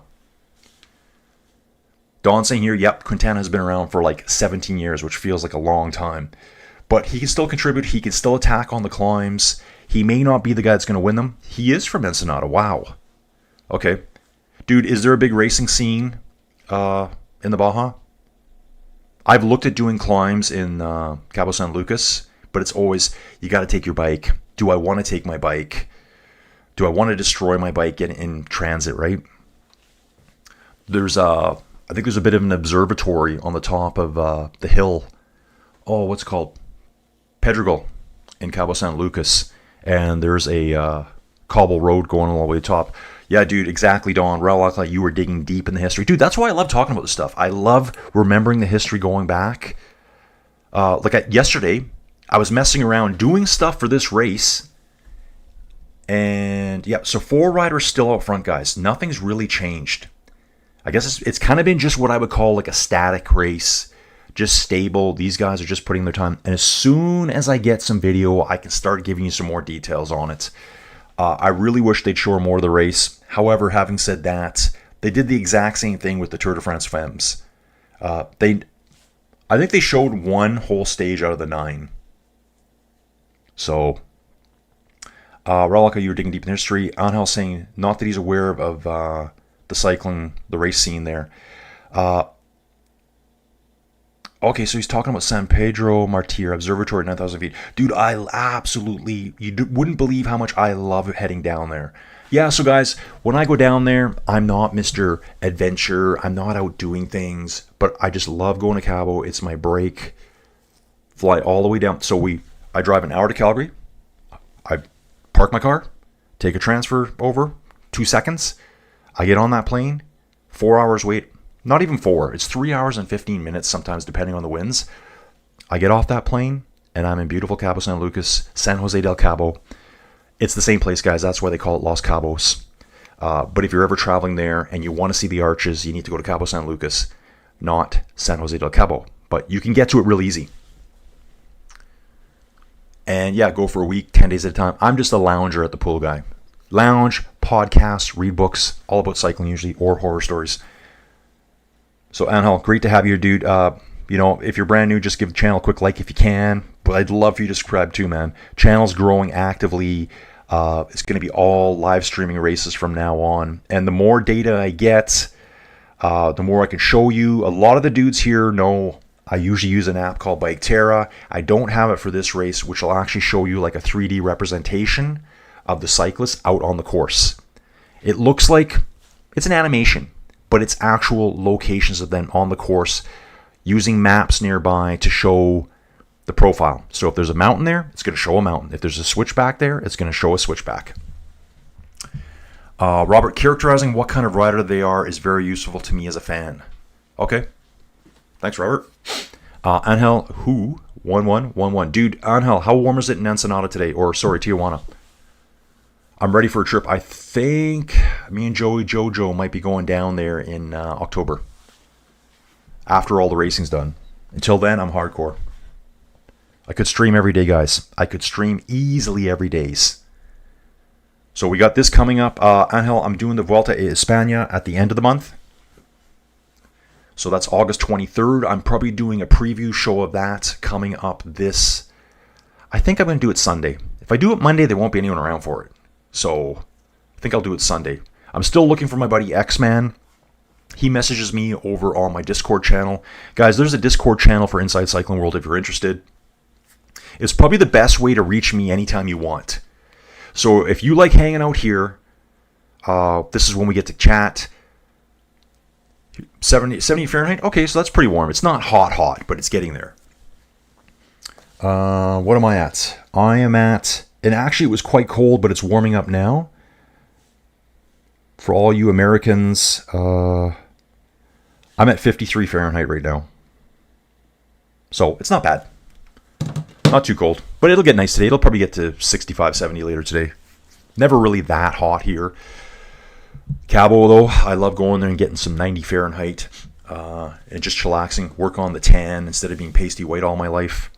But yeah, guys, so if you know how to use Discord, great. If you don't know how to use Discord, what is it? It's just a messaging app. That's all it is. It was designed for gamers. Now everyone uses it. Tour de France, 70 Fahrenheit is perfect walking around. Yeah, it's probably perfect for doing everything. 243 gap still, guys. Starting a slow, flattish area, and then we will start, looks like a false flatty climb for a few kilometers, and then maybe a little bit of a kick at the end.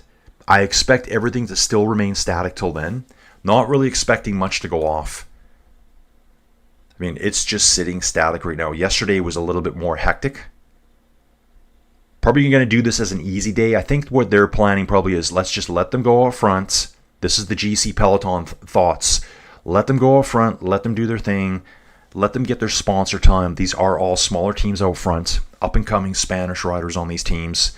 Probably the most aggressive riders to me are these young Spanish riders. They're always in the mix. They're always out to... I guess it's, they're the small team, and you're in their backyard. You got two riders from Euskadi here. This is their backyard.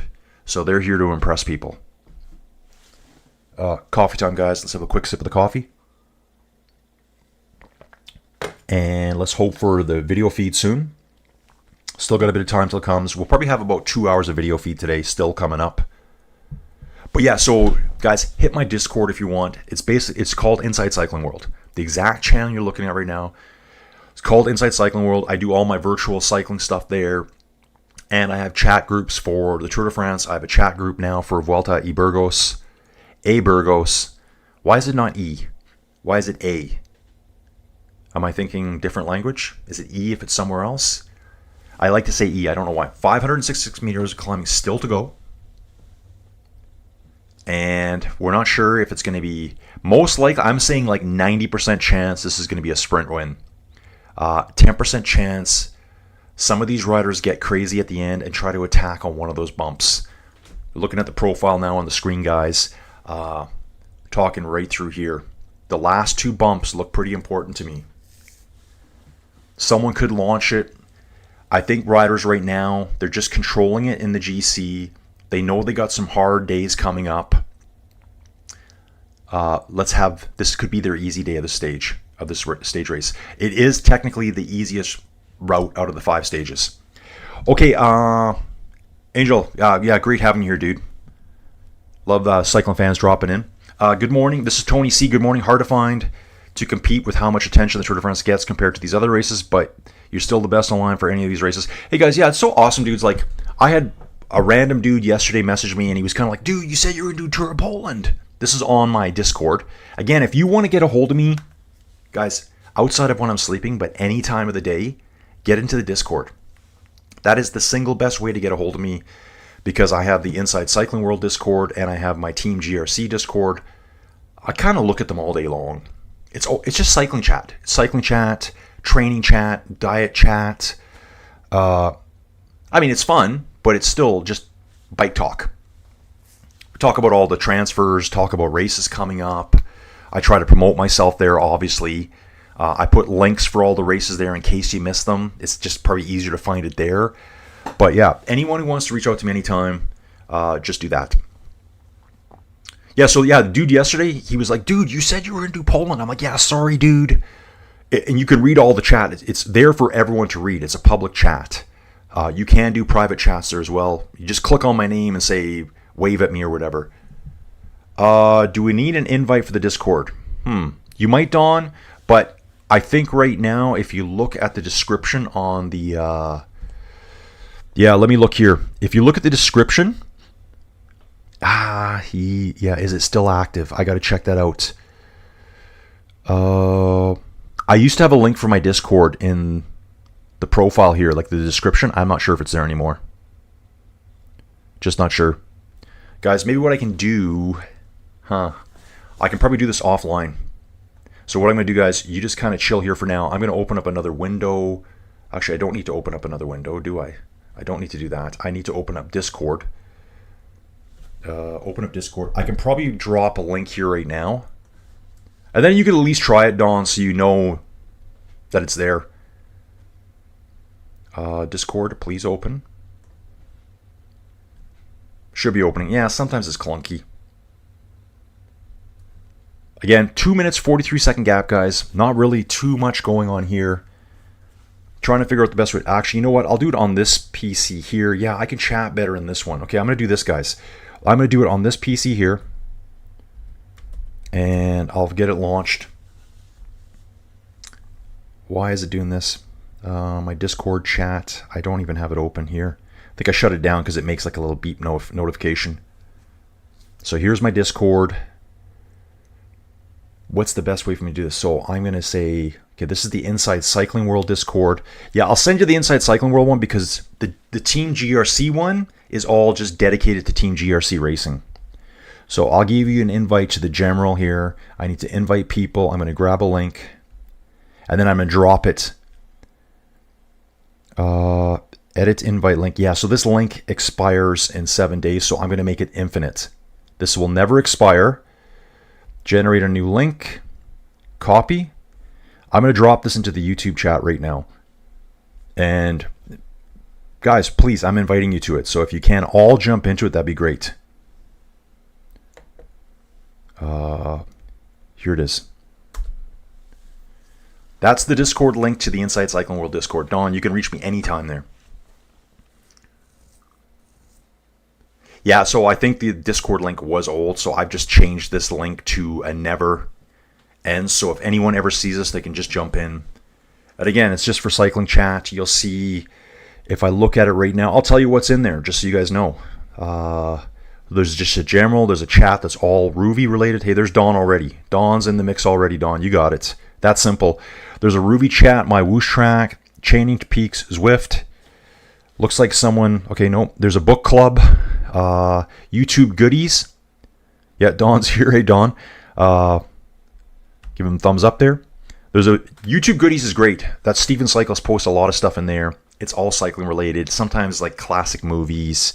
And you can see at the very bottom right now, I do have a new Vuelta Burgos 2025 chat room. Just, guys, just chat wherever you want there. Doesn't really bother me.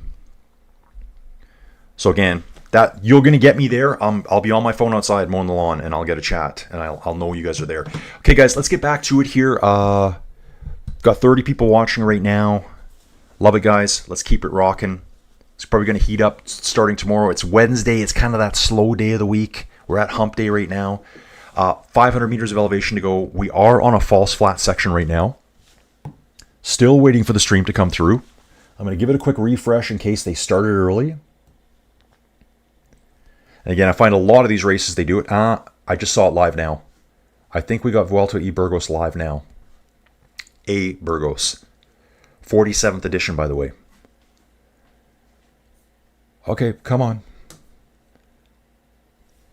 It's weird how it does this. Sometimes the Flow Bikes app is just kind of clunky. Come on. Guys, let me just check my schedule here. It should be live right now. Tour de France. We're in August here. I'm going to get through this. August 3rd, 4th. What are we today? 6th? Yep. Oh, that's Tour of Poland. Vuelta e Burgos. Yeah, not live yet. It said it's live, but... Okay, I see it now. Please do not vanish on me again. Okay, here it is. Now it's just starting the warm-up session for it. There, it's launched. And I'll turn this all down so I don't got volume coming through. It's live. And there we go. So yeah, it's just launching it now. Your event will begin shortly. Let's get back to it, guys. 2 minutes and 30 seconds. Slowly pulling them back now, aren't they? Okay, looking at some detailed stats here from PCS Premium. I went and got this a few days ago, guys, because I want to show you all the details. This site has so many stats. Okay, awesome. Okay, so Don, I'm on Discord. Handle is the same as YouTube handle. Swoosh Kid just joined too. Awesome, Swoosh. Thanks for being there. Yeah, guys, like I look at that all the time. Sometimes if you message on YouTube or other places, I mean, like Instagram, I'm really bad for that. I'll see a message a day later. But generally, I'm on top of my Discord. So cool beans for Don there. Ninu, who's your favorite today? Dude, Ninu here, let us know where you're from first. How long have you been following cycling? And who are you rooting for? But obviously, I think today, as it's a sprint stage, although we could see something different happen at the end, I think some of these small teams, they definitely don't want the sprint stage. And I think it's been more of a conservative race today. If you look at the average speed, guys, it's 43.5k an hour. They're not absolutely lighting it up today. However, it has been a very tough stage. The lumps at the beginning was flat to start with, kind of a downhill descent for 10 kilometers. And then we started this up and down all day long. These climbs we've been doing, they're probably category 4 climbs, one after another.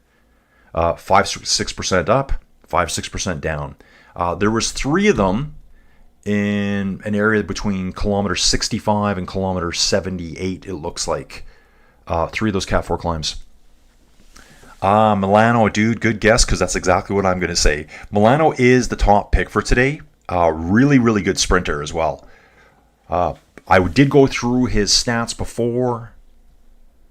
Let me see if I can get back to him now. Find that sprint page stuff here. Yeah, dude, so Nenu here from France. Dude, where are you at in France? Did you watch the tour? Did it come near your place? 49 watching now, guys. Let's get it. So Ninu here is from France, and I think it's from Milano today. So Ninu, because you asked, I just slid back down here in Pro Cycling Stats. You can see it right now on screen. Today's favorites by number of stars. This is like a fantasy game over here. John Sebastian Milano. Juan Sebastian Milano. Sorry, Juan. Far and away the favorite right now. Yeah, and this guy is deadly. Rides for UAE. Probably going to have a good train to pull him at the end. It is UAE, World Tour team. Just recently in June, he got first place in the points classification at the Balois Belgium Tour. 3 second places in that race alone. So either he was there or he was out at the back. So these 2 stages here, one was an individual time trial. He's obviously not a time trialist. This stage here, I didn't see this race. Looks like he finished 129th. Probably more of a hilly, lumpy stage. He needs the sprints. But we looked back even further here. Take a look at the Tour of Hungary. He's got a first place, final stage. Yeah, lots of good results. Seconds and thirds at the Alula Tour. That's a tour really early on in the year, but it's a 2.1. But there will be World Tour teams there. So 2. So what does that mean again? Just for anyone that doesn't know, because I didn't know. Alula Tour 2.1 means it's a stage race. That's the 2 out front. 1 means it's a day race. 2 means it's a stage race of any format. 3-day race, 7-day race, 3-week race. It's going to say 2. 1 means the hardness of the race or the caliber of the cyclists that are there and the teams that are allowed to show up. So it goes World Tour. You can see the UAE Tour above here is a 2.UWT. That means every World Tour team has to show up. All 18s have to be here. Then it goes to a Pro Series, a 1, and then a 2. So you're going to see 2.UWT, 2.Pro. Burgos is a 2.Pro. Then you're going to see 2.1, 2.2. So still a tough race. And if I just quickly look at the Alula Tour here, I'm going to look at the GC on that race. You can see just because it's a 2.1 doesn't mean there's not hitters here. Tom Pidcock was there, Q36.5 Racing. We will see him again at the Vuelta a España coming up at the end of the month, guys. So you will see those riders here. Here's a name that jumps out to me right away. Jordan Jagat from Team Total Energies. I think he finished 10th overall at the Tour de France this year. He was right there. Frank Vandenbroek's there for Team Picnic Post-NL. Some of the bigger names that are just bouncing out to me. Nicholas Vinokurov. So obviously early season race, kind of a tune-up race.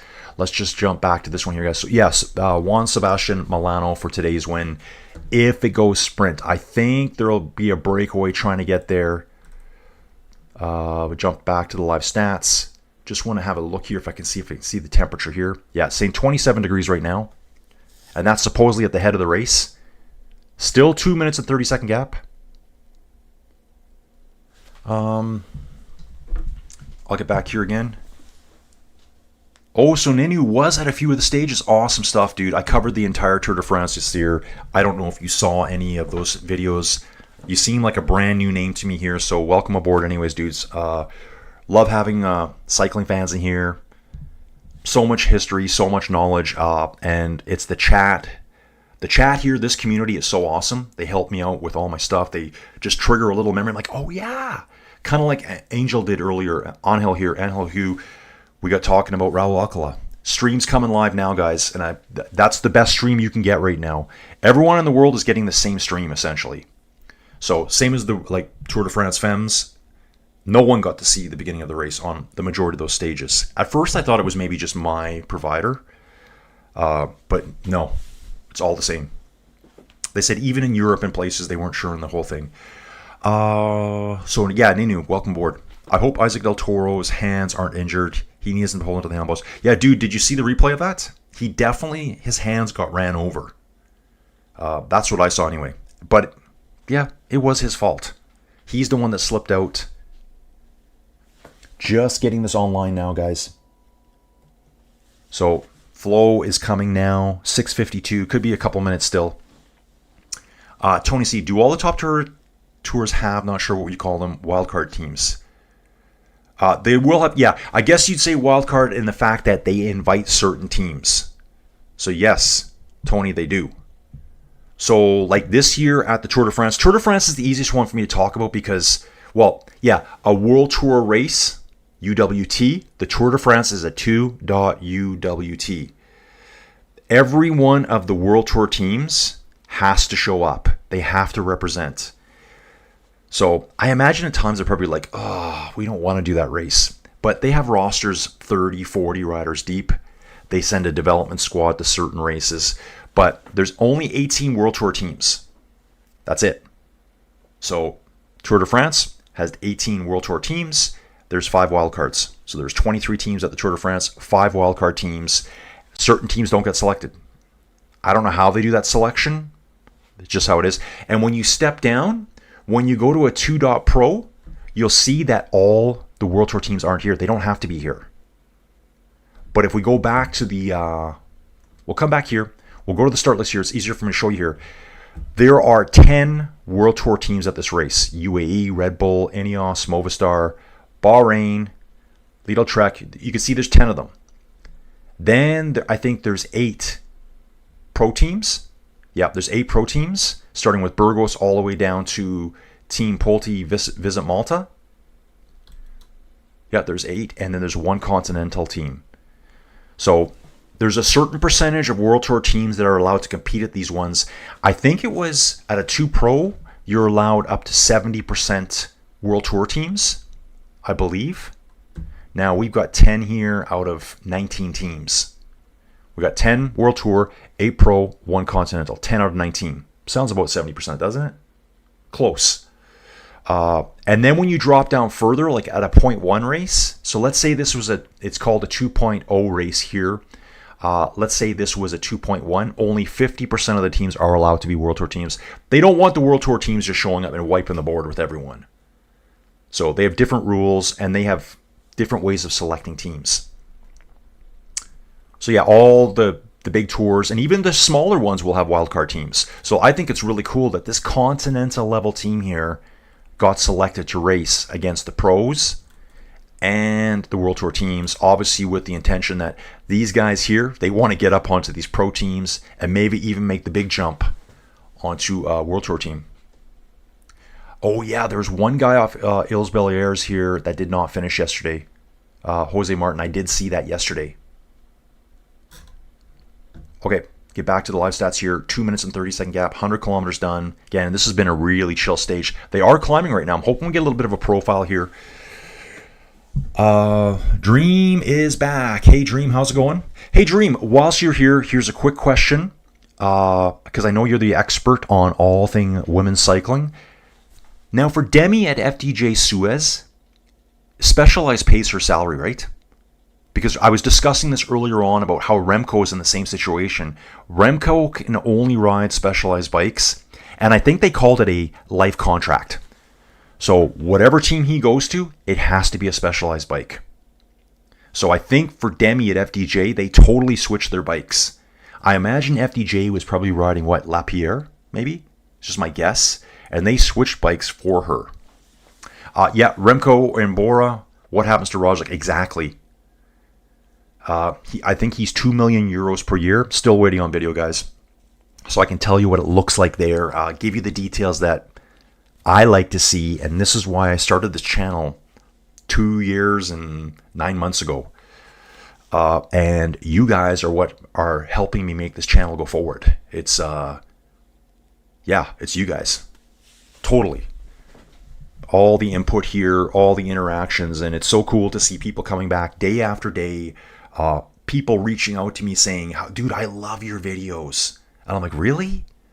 I don't make them special. I don't have special graphics. I do actually have some intro videos, and I'm going to start playing them, guys, because I found that my videos are kind of really clunky at the beginning. So today, if you were to go back, you'll see I had like the start.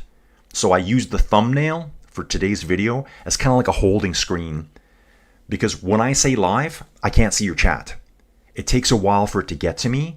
So that's when I'm always like, okay, guys, this is Colin every day. Oh yeah, Colin, Inside Cycling World. Here I am.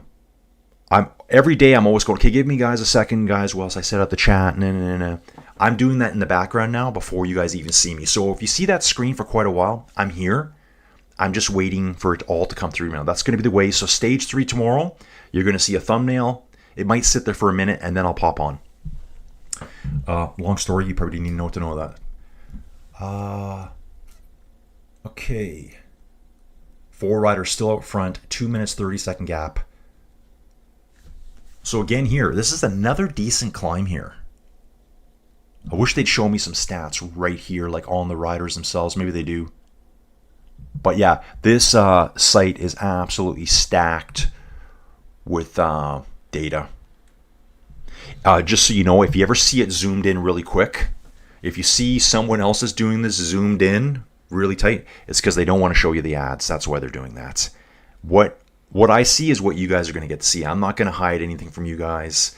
I don't have ads anymore. So pay for your subscription, dudes.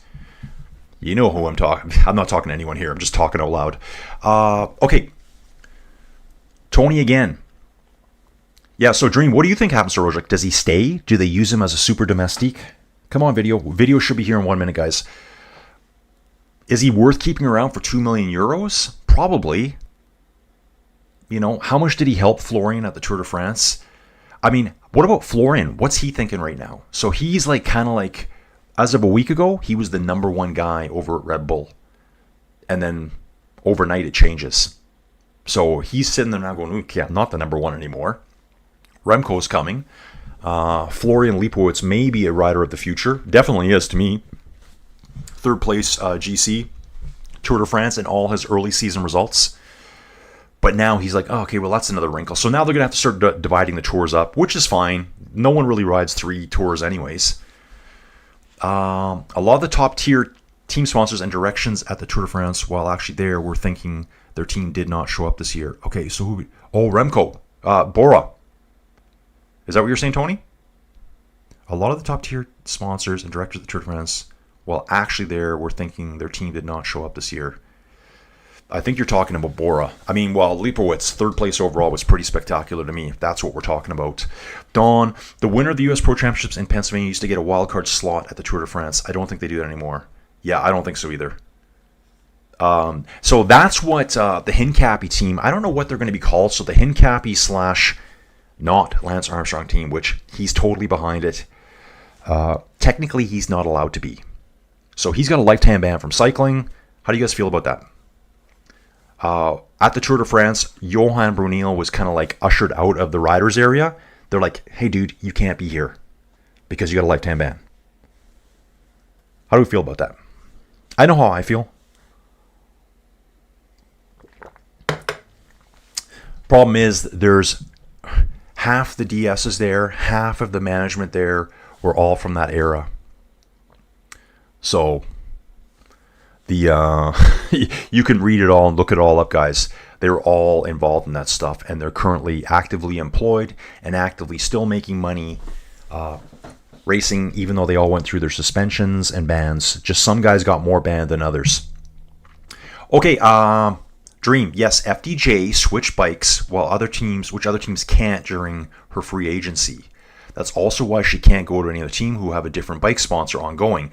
Right, and so I was told too, I think, that FDJ doesn't even pay her. Specialized pays for her salary, but I'm sure, Dream, that Demi must have a deal, like if I earn so many UCI points or if I win these races, you're going to give me a bonus. Okay, finally I got a video here. Vuelta at Burgos. They love their purple color here. Okay, yeah, just talking about some of the disappointment in the director interviews after. Yeah, well, I could say there's quite a few teams that did nothing there, right? Like, who would be? Yeah, I'd have to look at all the teams now. Like some of the lower placing teams didn't do a lot.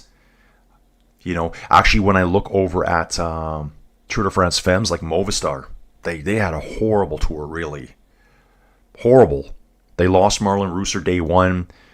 She was sick, and she also crashed. Leanne Liepert crashed day one with her. Riders stayed behind. All the riders were like 4 and 5 minutes behind on day one, waiting for the 2 stars of the team. And it just set them off to a bad tour. I mean, it's unfortunate. It's just the way it worked. 40 people in, guys. Let's go. 2.5 minute gap still. So this is going to have to start ramping up pretty quick. 55K to go, so they can pull back 1 kilometer every 10 minutes. They can wait till probably kilometer 30. Let's see where kilometer 30 is on that map, though. Kilometer 30, so we finish at 161 kilometers. You can see on the detailed profile here, it shows the marks for it. So out to 130 kilometers will be the descent of the second bump on the road. So they're going to have to start pulling really hard there. I think we might see riders attack on that second last bump. And it looks kind of like it's a little wall. We'll probably get a detailed profile here coming up as to what that wall looks like. They don't actually show any from out any on the course. Maybe I can find that. Yeah, I'll take a look around for it, guys. Again, I spent a lot of time yesterday trying to get more data. I'm still thinking how I'm going to piece this together, but for now, I'm just going to go with this. My smiley face on screen. When eventually we get some Bike Terra back, I'll be using that in collaboration with this. Probably give you way better coverage using that and this website. To me, it's the primo one out there. Okay, just getting a profile here of what it looks like. I have looked at the videos from the website, and they don't really have a share feature, so it's probably like if you show it, you're going to get copyright strike. But yeah, starting in the south, they head to the north, they do a loop, and end up in a place called Buniel. Here's the Team Pulte riders coming in, checking. They kind of do a presentation every day at these races. It's kind of a big town. Ooh, Isaac Del Toro bike, #1 rider out there. UAE, such a juggernaut right now. Here's Kern Pharma. Yeah, big stuff for these guys out here. All the teams showing up. So yeah, they do a presentation, a sign on every day. I don't think they do that at the Tour de France. I think they sign on once now. At the Tour de France Femmes avec Zwift, they did a sign on every day. Sign on presentation every day. Just a quick one in the morning. Okay, right here. Okay, Tony C. As a non-cyclist but a fan of the sport, I was amazed at the size of teams. Like UE list 29 male cyclists on their team. Must be tough to choose to ride in the Grand Tours for your team. Yeah, Tony, exactly. While we were watching the Tour de France, there was other races going on. So there was that. I think it was, I'd have to go look. I think it was some of the Belgian races were occurring in the background. So you got to think, who's there? Junior riders, developing riders, sick riders, tired riders. You could have some more veterans taking the young guys out.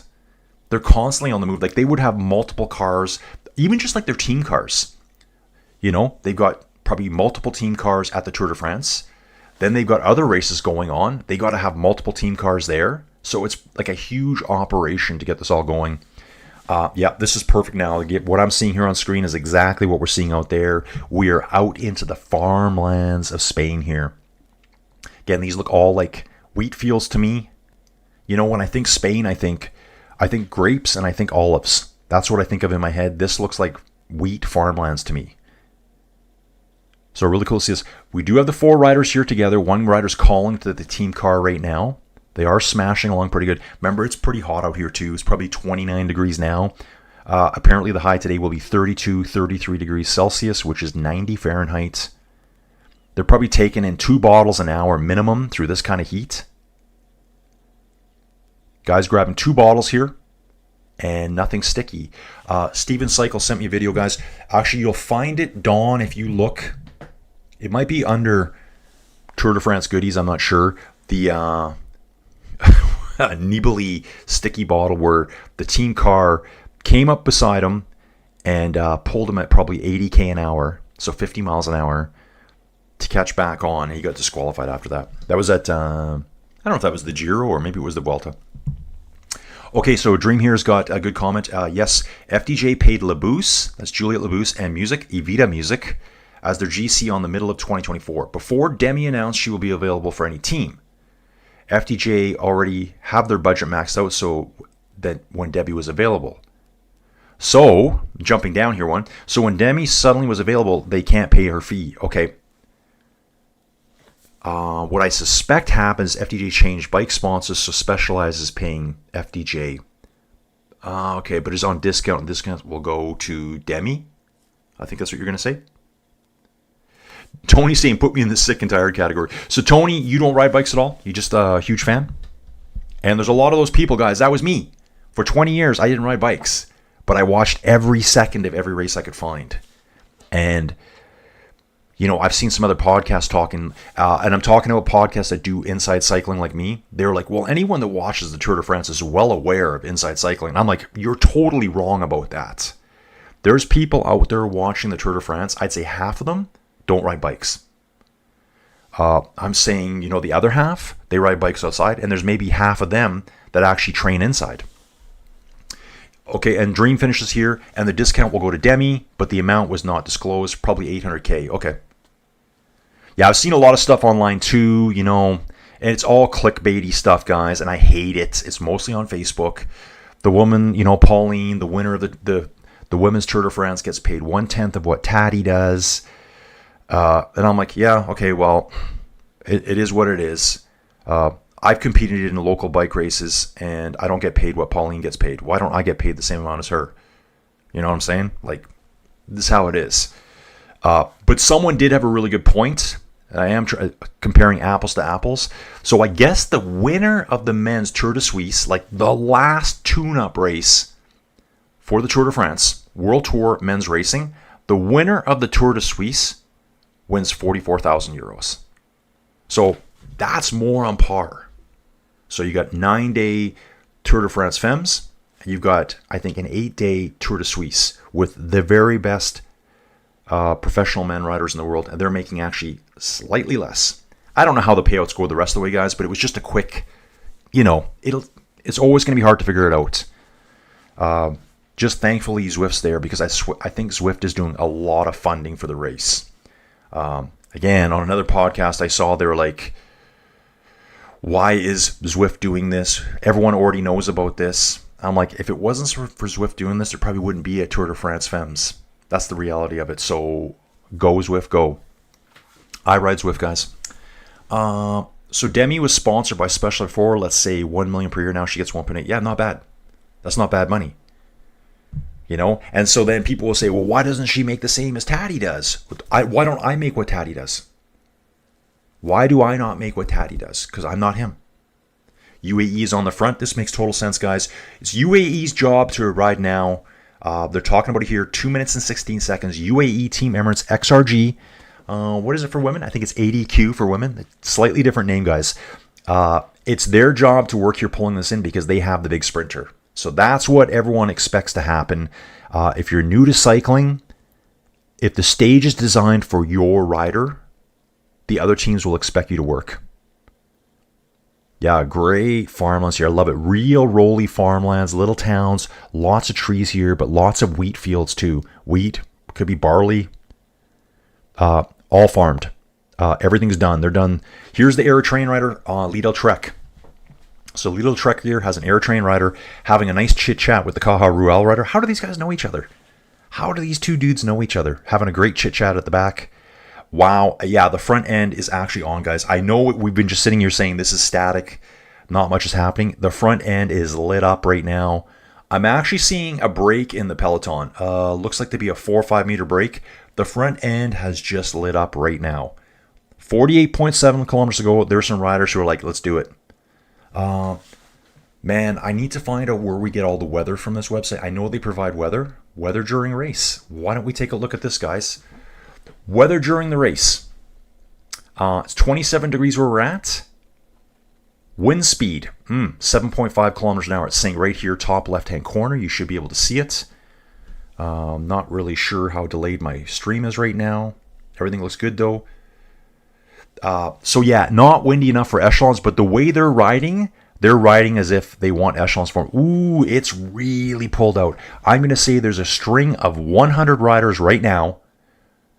There's breaks forming right now. I think someone's trying to bust this up hard. There's a blob of 50 to 60 riders just splintering apart at the back. I would expect this time gap to like be flying down now. There's 2:03 now. So we jumped away for one screen, came back, 13 seconds gone. Average speed 43.2.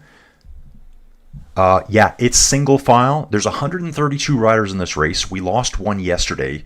There's 4 riders in the road. So right now, it's 127 riders basically lined up in a single file. Let's get that camera. Let's get the helicopter to swoop down super low, pull in the chopper. Dylan, let's get to the chopper. Wow. If they're not careful here, this could split. Yeah. UAE's up there. Q36.5 is pulling hard too, guys. Okay, so Dream here saying she will get that while she is FDJ for 2025-2026. Okay, Tony C, huge sports fan of all sports. Senior citizen now. Younger days played basketball and football, but now I only 10-pin bowl. Bad knees, father time, still undefeated. Yeah, I hear you, Tony. I hear you. I'm glad my knees are really good. The way I ride bikes, people say you should not ride like that because you're going to blow your knees up. My knees are good. My knees are fine. I find if you have, well, this is my experience and I did some reading about it. If you develop large muscle mass in your quads, it really helps stabilize your knees. If you're a cyclist and you have smaller muscle mass in your legs, not as developed. Ooh, right here, guys, 87% of all the fantasy players over here on PCS, and there's a lot of them, have picked Juan Sebastian Milano for Team UAE for their win today. Still at 2:03 gap here. Guys, what I'm going to do is I'm going to do a quick nature break, check on animals. I'll be right back.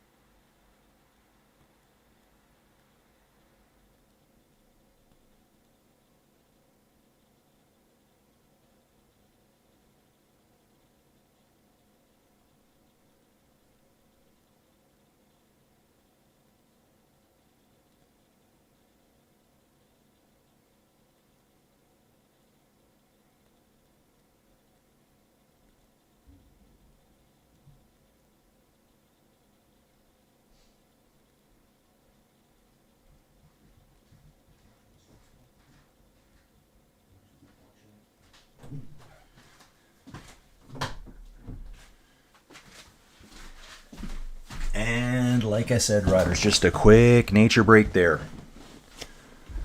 Let's see what we got going on here. Still 203 gap, 45 kilometers to go, guys. Stage 2, Vuelta a Burgos. Guys, welcome aboard, everyone. Please like if you can. This looks like it's going to be a low peak concurrent viewers, but that's cool, guys. It's Wednesday. People got lives to live. This gap will come down pretty quick now. They are climbing upwards, actually. It's false flatty upwards right now. When I say false flatty, what do I mean by that? It looks flat, but it's not. We're actually slightly climbing at this moment. And let's see who we got on Team UAE here. Rui Oliveira, Domen Novak. Here's our sprinter, Juan Sebastian Milano, Marcos Freire, Igor Arieta. That's a name we've heard quite a bit from the past. Giro d'Italia. I was watching them there this year. Really nice finish at the Giro d'Italia, 36 overall, youth classification. So I've been hearing this name quite a bit. Number 1 in the youth at this other race, a 2.1 race here, Bartali race in Italy. Vuelta Andalusia, 19th overall. This guy looks pretty interesting. UAE must have the best scouts out there for finding talent. Q36.5 at the front, guys. Again, sometimes the motorbikes are sitting so far. They have a dark jersey with the white sleeves on it. I'm going to bounce over here. So it will be this team here. Q36.5 Pro Cycling Team. Fabio Christian here. GC contender right here, guys. So this guy is a favorite for this race. Got 6th place yesterday. Tour de Suisse, 67th. 5th place at the Tour de Slovenia with 1st place in the mountains. So what is it saying? He says he does good in the hills. He's an okay climber. Isn't that kind of the same thing? Maybe by hills they mean more like rolly terrain, punchy terrain, one-day races, and he's somewhat of a GC rider. 23 years old. Looks like he's about 6 feet tall, 6'1", something like that. I think this is a name we're going to see in a World Tour team very soon. Not sure. Actually, you can probably find out where his... let's see what his program is. I bet you he's going to La Vuelta. Oh, it hasn't been announced yet. So they just haven't announced that. So if you were to dig into it, you'd find some of these riders will show up, but not all the teams are announced. In fact, I'd say 80% of the riders are not fully announced yet. So 146 now, guys. 146. Dream, this will not be happening with Remco. The salary in men is much higher, and Bora have a budget. They are going to buy out Remco. Yep, they did. I heard they paid out a €2 million contract, and that was like just for the end of this year into next year. Will he be riding for Soudal still? Yeah, he will be riding for Soudal still. Up until I think the end of this year, he still rides for Soudal. So I guess he will be at the World Championships, but that will be in Belgium. He'll have his Belgian flag on. It won't be Soudal. Will he race for Soudal anymore? What do you think, Dream? Will Remco do any more races for Soudal? I can probably check that for you guys. You know what? I'm going to do that for you right now. Rem. Oh, you guys are probably seeing me do this. Rem. Okay, come on.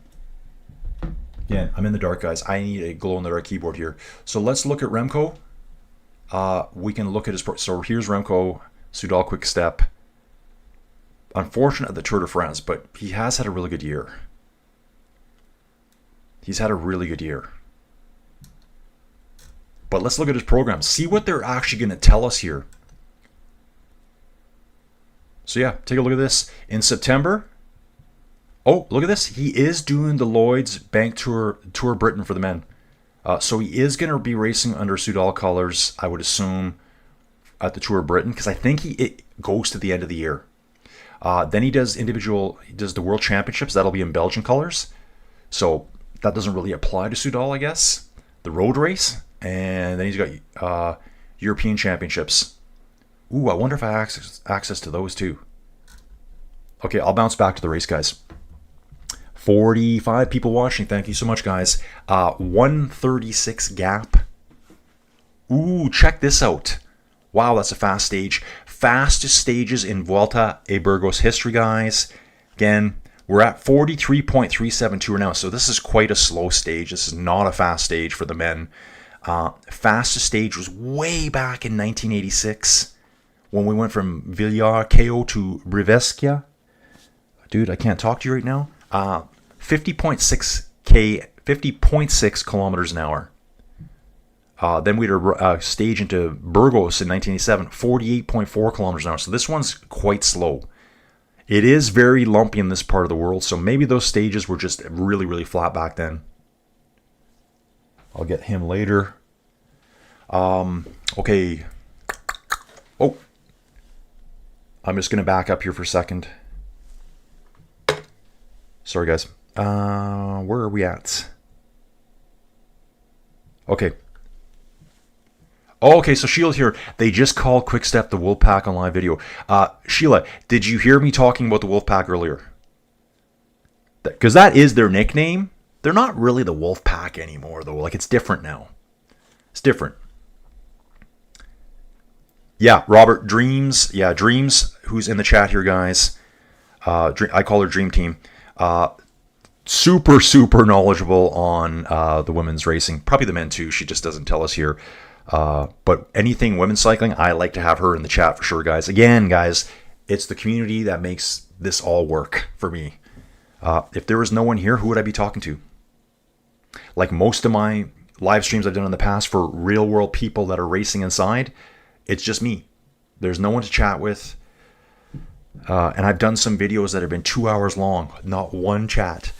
Oh, check this out. Which competitors are closest to their place of birth? We've got Mario Aparicio here. He's 26 kilometers from home. That's so cool. He probably goes and sleeps at his house at night. Yeah, that would be cool. Instead of like staying in a hotel somewhere like some of the other riders are. So let's take a look at this dude. Mario Aparicio here, Burgos BH. So I'm sure all the Burgos riders are probably close to home. Who else we got? Azure Pablo Gonzalez, Ils Belliers. Place of birth, Burgos. So this is, I think, a real cycling hotspot. Okay, guys, here, this looks interesting now. This looks really interesting. So this little bump in the road at the end, probably a Category 4 climb. I'm hoping we get some more detailed stats on it soon. Hopefully it'll fly up on the timeline here right away. That's quite a bump. So I would be thinking you want to be in the lead over the top, do this second launch, and just get out of there and run for the border. We're not that far. We're just 40 kilometers to the finish line. 38.8 actually. 43.3 kilometers an hour. Roads are very narrow here, and it is a huge train on the front, guys. Huge train on the front. We've got Decathlon up there. There's Labros. Okay, this is GC overall. Yeah, we know that Adria, Labros, Alfonso, because I can't see his last name, Leo Bissot for Decathlon, and Damiano Caruso for Bahrain Victorious. Damiano Caruso rocking it here, guys. Just looking at the helicopter shot here. Yeah, there's a lot of pressure in the front of this peloton right now. Okay, so we're going to keep going. Yeah, that was what Quickstep was called during the pre-MVDP, Wout, Poggi era. They win monuments, yep, because they have several elite classic riders. It won't work now, even if you competed with 6 elite. Yeah, they would have like a couple of sprinters, classics riders. That was their thing. They would win all those events. Before Quickstep, the Musau years. Yes. Mappe, before Quickstep, the Musau. Yeah, the Lion of Flanders. The Lion of Flanders. What a nickname. There's a new dude. Well, not a new dude. Arnaud Dely. He's called the Bull of, I think it's like Lescherfeld or something. Starts with an L and ends with a Felt. I think it's Lescherfeld. It must be a place in Belgium. The Bull of Lescherfeld. I love it. Dream probably will still race and race normally. He can't have his reputation get tarnished. Sponsors are relying on that. Dream, Robert, my Peloton conspiracy knowledge tops that. Ooh, I want to know about conspiracies. Sheila, yes, I heard you ask if they still call them that, and then randomly heard the commenter say it. Yeah, because I think when Alaphilippe was there, which was up until last year, they were still the Wolfpack. They still called themselves that, but it wasn't the same as before. I mean, Tom Bonin, he was Wolfpack to me. So we still got our 4 riders on the front. 1 minute, 30-second gap. Slowly bringing it back now, guys. So the sprint teams are totally controlling this now. They're just dialing them in slowly, letting them hang. It's to their benefit to leave these 4 out front as long as possible. If they catch them too quick, other teams will go on the break. So they're all trying to set it up to catch them at the right time, set up the sprint trains, race for the finish. Travels with Tony's back. Hey, Travels with Tony. He's jumping in the chat now. 42 people in right now, guys. Guys, any newcomers here, please share the video with your friends who are into cycling. That'll help me get more viewers and help me keep growing the channel. Yeah, Tony C, still like the Manx Missile, one of my favorite nicknames. Yeah, from Phil. Yeah, Manx Missile, that's Cavendish. Mark Cavendish, 35 wins at the Tour de France. What's Taddy at? I think Taddy is actually at, what is he at, 20-something? 24? So he'd have to stick around for a couple more years minimum. Yeah, how many is Taddy? I think he's 24. So he would need another, 12 wins to beat him. So 2 years at 6 stages per year. I don't think he won 6 stages this year. What did he win, 4? So it might be hard, and I think he's getting a bit burnt out. I think he might be burnt out from cycling in general right now. I think he needs like a big breakaway. Take like a week off, and don't touch your bike. Maybe he's doing that. Robert, that Wolfpack mentality was they always seem to have 2 to 4 riders in the mix as the race heated up. Somebody always available to attack. The rest sat on the chasers. Almost a perfect formula. Travel with Tony, 21. Okay, so what are we missing here? 21. Tony, what's the magic number 21? Yeah, Peloton's super strung out again, guys. Maybe not as much as before, but they're driving hard right now. Still at 130 gap here. Riders debuting in Spain. Oh, these are riders that are just brand new to Spain riding. We got a Belgian rider and a Danish rider here. Q36.5 still driving. And who else is here? Bahrain Victorious just sitting in the background. So I got to think, obviously, UAE is going to be there for their sprinter. Bahrain Victorious is going to be there for Damiano Caruso. Decathlon is going to be in the mix. They have 2 riders in the top 5 right now. But so does Bahrain Victorious. If we look at actual GC, so we got Red Bull Bora Hansgrohe rider. I am seeing Red Bull riders there too. They're all going to have riders at the front right now. Decathlon's got 2 riders. Oh, Alfonso. He's a Portuguese rider. Yeah, we're just going to say Alfonso. I know him on a first name basis, guys. Then we got Fabio Christian here. That's why Q36.5 is up there. Look at this. Egan Bernal. Just sitting there in 8th place, 17 seconds back. The time gaps weren't that big. That's all based on the time bonuses at the finish. They were just a couple seconds back, like 6-7 seconds. Burgos car coming up to the Burgos BH rider now. Bottle change again. Grab a bottle quickly. Here's a little bottle of something, maybe just an energy gel straight into the pocket. And then a quick bottle to him. Ilse Balearic rider on the back. The 2 Euskadi riders are pushing to the front now. I think they're up to something. I think these 2 are going to do something, guys. Yeah, they've got a couple bike lengths, but that's just because the car was there. But I think those 2 are looking around thinking this could be a breakaway opportunity for Euskadi. So yeah, I like this here. They're on this last little bump. And the Peloton, they're kind of like a hill behind. They got to do the descent. These guys are almost at the top of this one. It's downhill. It's kind of a false flat downhill coming up for the next, looks like 4 kilometers from kilometer 36 to kilometer 32. And then it actually starts a considerable downhill. I think Euskadi, and if there's any team that I would ever think that would go on a breakaway, it would be Euskadi. Bob Roll's interview where he talked about the 7-1 team and the caveman nickname was classic. Is that what they call Bob? The caveman? He kind of looks like one. I think he's commentating. Is Bob doing commentary with Phil? I think he is over on Peacock. So I think that's their, the real commentators, pro commentators. Not me, not the independent dude doing it by himself. Tim the Tractor de Klerk, a pretty sweet nickname. Tim retires at the end of this year, so his contract will go till December 31st of this year. He's retired. So, yeah, big transfers would be Remco. I saw Eddie Plankers has got a transfer as well. I think he's going to Soudal. So I think he's a Belgian rider. Just a few of the transfers, and all those transfers are available here. Over, I can probably do that right now, guys. I'm just going to jump to the home thing here. So, yeah, so much data here. So, latest transfers, Remco, Red Bull, Peter Oxenberg. You know what? I think he's in today's race. I saw that rider's name. Hang on. Boom. Right here. Peter Oxenberg here. This dude. Okay, so it says Ineos. Okay, maybe it was just before the race he transferred, which would be a little strange to me. No, he's been here a while, so why is that showing up? Why is that showing up like that? Okay. Dylan Groenewegen going to Unibet. Team Rockets. So that's a pro-level team. Peloton driving, guys. Says it's down to 135, so they're actually maintaining it right now. Eddie Planker to Soudal Quickstep. And so these are all being announced as of the 4th and 5th of August. So not really sure about Peter Oxenberg here, why that's showing that. But anyways, we'll come back to the race, guys. Back in the race right now.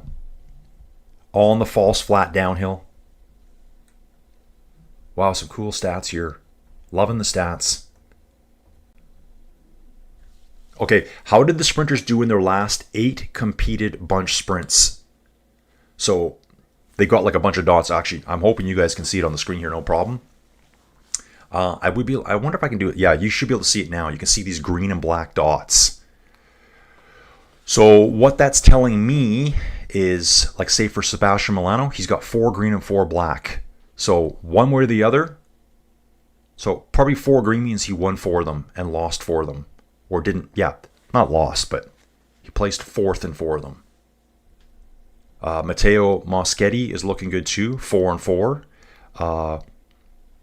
This dude here, Galibsu. Oh, there is a sprinter on Astana. Yeah, I did look at him earlier today. Yeah, got a sprinter on Astana here. Will be in the mix.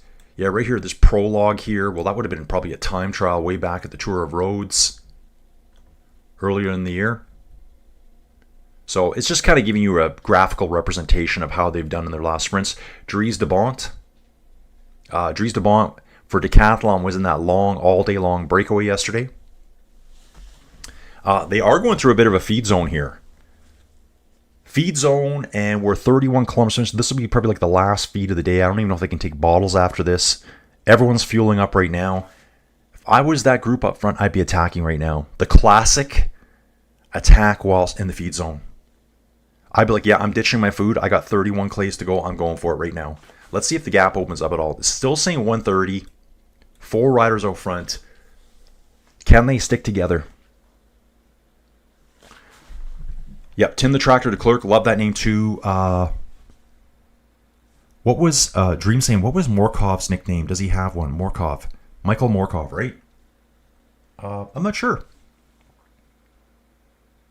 Oh, Tony C saying Peacock is not showing the race live, so no Bob or Phil. Well, guess what? You just got Colin.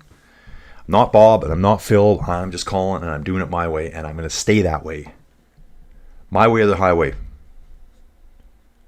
Yeah, ooh, Peloton flying. So even though they've gone through the feed zone, it is absolutely strung. They're grabbing their feeds quick and they're going. Makes me think that maybe they've heard the teams up front are attacking, because I know I would be. I'm just waiting to get back to the front group. Here is Pau Linares here for Illes Beliers. Continental level rider hanging with these pro teams here. Changing bottles out, hanging one bottle in his mouth. Come on, dude, let's go. He's rider 184. Riding a Ridley bike. Who's 2 Euskadal riders and Burgos BH, and everyone here is working really hard together. I'd say from what I've seen, every time the camera goes back, it could be just the time the camera goes back. Right here, Omar Fry for Ineos Grenadiers has done 7,500 race kilometers this season. That's pretty decent. Let's We're going to jump back to the Vuelta of Burgos here. I want to keep two screens open and watch the start list here for Ineos Grenadiers. Here's Omar Fry right here. 35 years old. This guy's been around a long time too. KOM's back at the Vuelta in 2016 and 15. Stage at the Tour de France. Stages at the Giro d'Italia. Wow. This guy's been everywhere. And cool thing too, Ineos Grenadiers for so many years. He was with Astana as well. But his pro-level team was Caja Rural.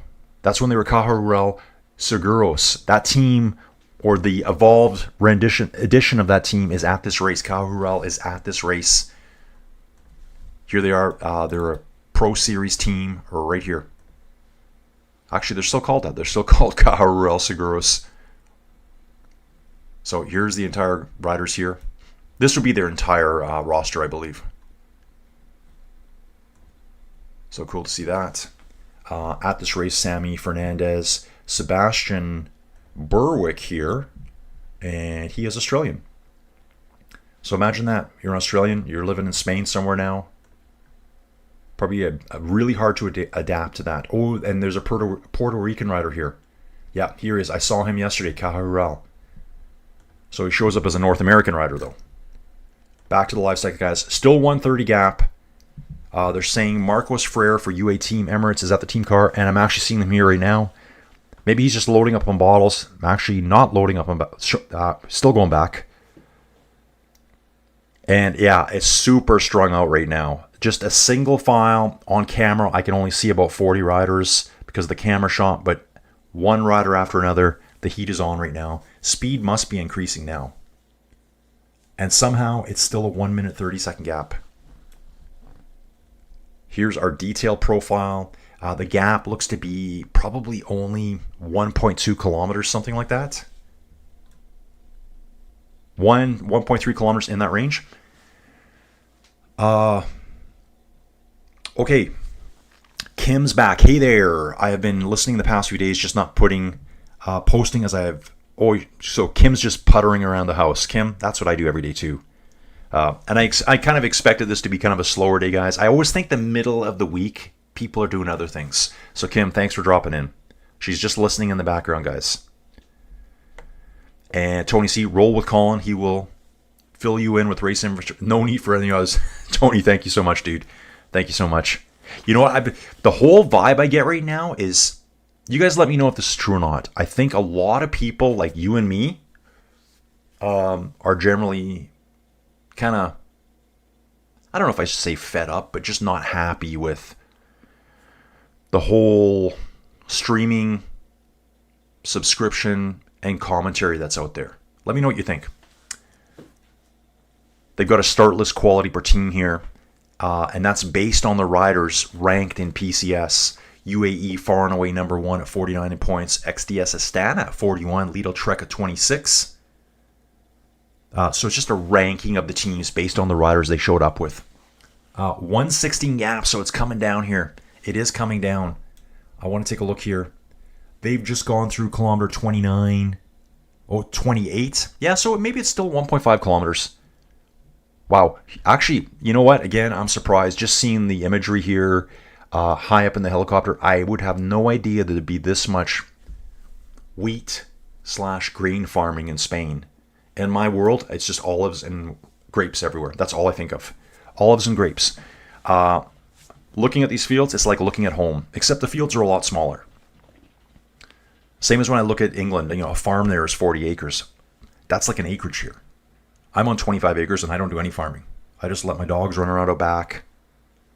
Dog mushing stuff from the old days. I actually had someone send me a message yesterday saying, dude, I hope you get your dog mushing channel going in the winter.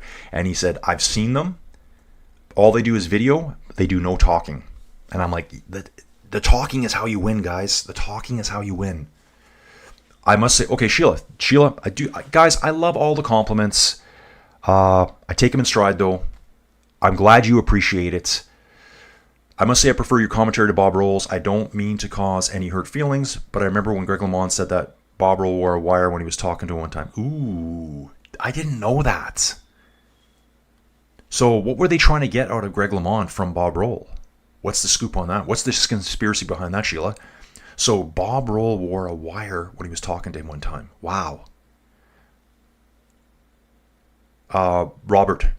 Reporters were still buzzing. 116 gap, guys.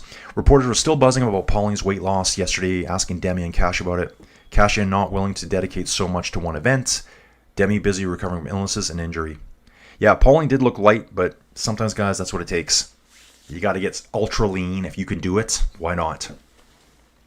Poor Phil, so important to many for so long, but he was dropped years ago as a commentator.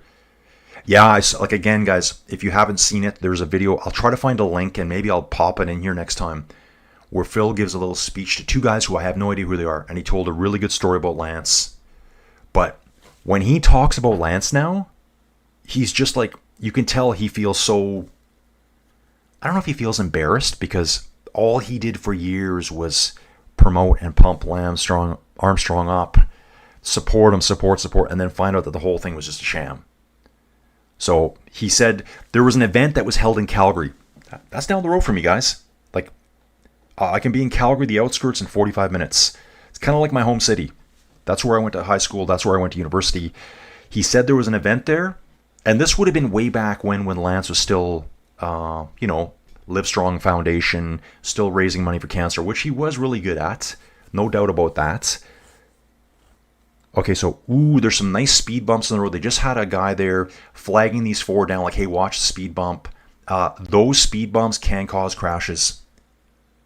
So, as again, now, if you look at the screen, far left-hand side, you can see the progress of the time gap between the break and the peloton. Just slow. They let them hang out there all day long. Look at this. How many victories does each competing team have this season? Wow. UAE has 69 wins this season. Probably a lot of them from Poggy. They've got second and third places. Wow, huge numbers. Liddell, Soudal. Yeah, everyone forgets about Soudal. They have won a lot. They've won a lot of stuff this year. Just not Grand Tour riders. Okay, so yeah, I think it's Sheila there. Sheila, I'd love to know more about the Bob Roll wearing a wire. What was he trying to get out of Greg LeMond? Okay, poor Phil. Yeah, poor Phil. So important for so many. But he is still commentating. Yeah, I knew he got dropped. Came back to Peacock. So yeah, I would listen to Phil any day of the week. And I agree. Yeah, there's certain people that are good at it. There's certain people that are not good at it. I don't believe that you need to be a pro rider, an ex-pro rider, to be a commentator. I think that's some of the worst commentators. Just because you used to do the sport doesn't mean you're good. Like, look at Phil, for example. I think Phil rode at a very amateur level in the 70s, and then he quit. And he's still the best at commentating. Just, he's got a certain style about him. Q30 6.5 on the front right now, driving hard. Bahrain victorious in the mix here. That looks like, yeah. It is a high pace, guys. Very high pace here. Speed doesn't show it, though. It still says 43.5 average. Peloton is very, very strung out. Looks like the Kern. Is that the Kern? No, it's Cilleruelo. They're all on green bikes as well. Yeah, everyone's going real aero here. Virtual classification right now. It's still one of the riders in the front group. So, I have no idea how you say a name that starts with a T, an X, and an O. So if you have any Spanish speakers here, Waristi for Euskadi is still currently the virtual leader on the road, but that peloton is screaming. Again, 70, 80 riders long, all single file, and then a blob on the back that are all just trying to hang on. If there were some crosswinds right now, this entire race would be destroyed. There'd be riders, there'd be 20 little groups of 15 to 20 riders strung out across the road. And we'll back up here again. Kim's also following Poland at the same time, and Lean at the. Oh, that's the other one that started hard to get the start list straight in my head. Yeah, there is another race that I can watch today too. The one you're talking about, L''AIN. I have no idea. Lane, Ain. Do you even say the L? Good Crocodile Dundee line. Anything under 1,000 square miles up here is a hobby farm. All a matter per second. Yeah, exactly. Yeah, so I'm watching little fields here that are like 20 and 30 acres being farmed. Here it's quarter sections. So that's kind of like your base farm. That's 160 acres. And no one farms on 160 acres. You would have like 6, 8, 10 quarters, 4 quarters to a section. What's a section, guys? A section is 1 mile by 1 mile. And so where I live in this part of the world, you know, Western Canada was only really starting to get immigrated into the late 1800s, the early 1900s. They set up a perfect grid road system for farmers, which is horrible for cycling because you just get straight lines. You travel 1 mile and then you get an option to turn. That's it. Sometimes you don't even get an option to turn, so you're going to travel 2 miles. There's rides I do. I should post one on day here where I'll ride out 11 miles straight. I ride back 11 miles straight. So I have one turn. I do a U-turn at the end before I cross the major highway, and I come straight back. Boring. It's still a good workout, but very boring.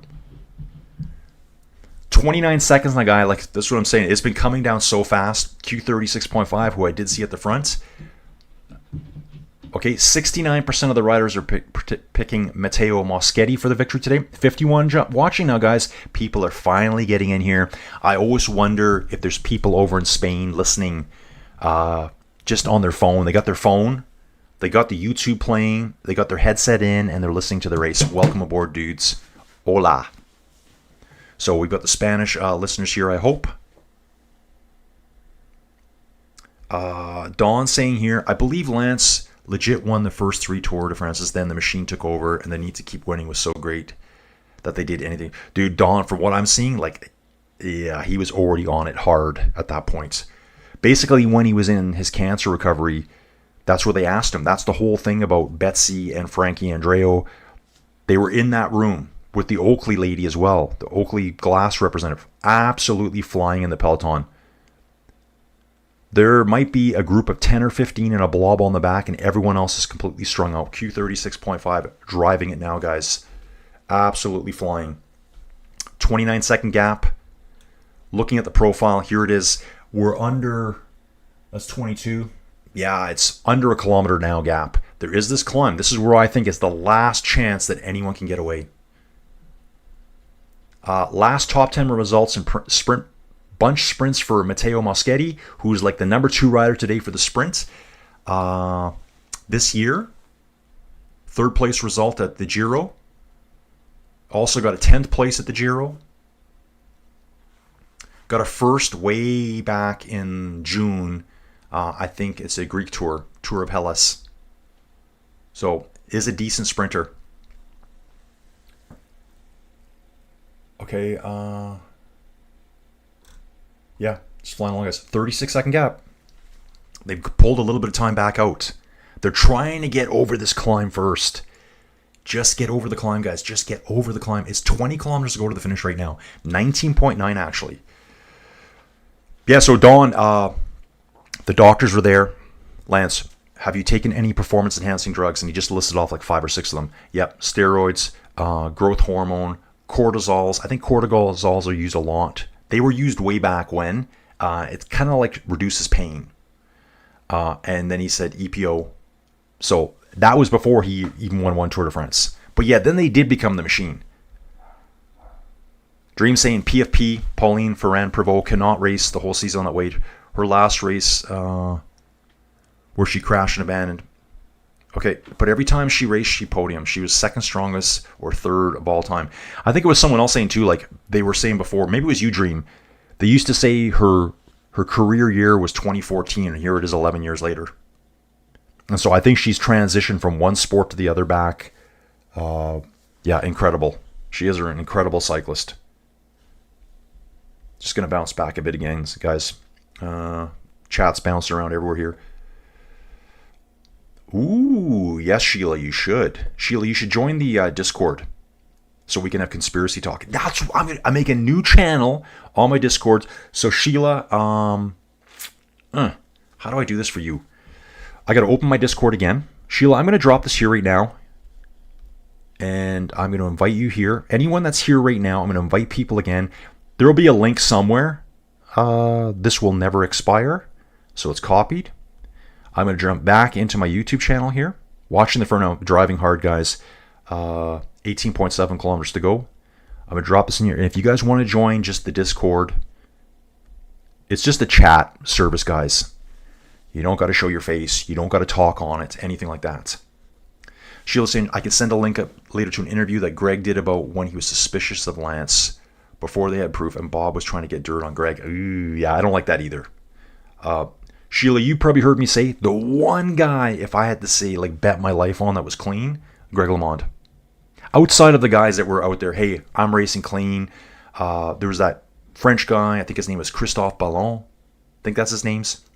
I knew it. I was watching this earlier, guys. Paul Linares for Ils Beliers, Arabe. It says he's struggling to hold on to the group. I was watching it earlier. He was on the back the whole time. I probably cut away from finishing my comments, but every time the camera went to him, he's been sitting on the back. He's done like no turns on the front. Ooh. Okay, and so another Ils Beliers rider's been dropped from the peloton. Well, it's saying Group 1, but that's not Group 1. Yeah, okay, so Paul Linares is gone from Group 1. So, like I said, every time the camera cut there, the rider in the black jersey, the Ils Beliers, he was just sitting on the back. Didn't take any turns. It could have just been the way the cameras went, but I think he was just barely hanging on. Continental level team rider, hanging with the pro level rider, so maybe there's a bit of conditioning difference there. Yeah, so that whole stuff about them trying to, like, the way that they attack Greg just really bothers me. Tony is agreeing with Don here. Oh, so maybe Tony agrees with Don. So, Tony, do you agree with Don that Lance's first 3 were clean? Hard to find dirt when there isn't any. Okay, Don saying Phil wasn't dropped. He retired at 81, then probably got bored, decided to come out of retirement.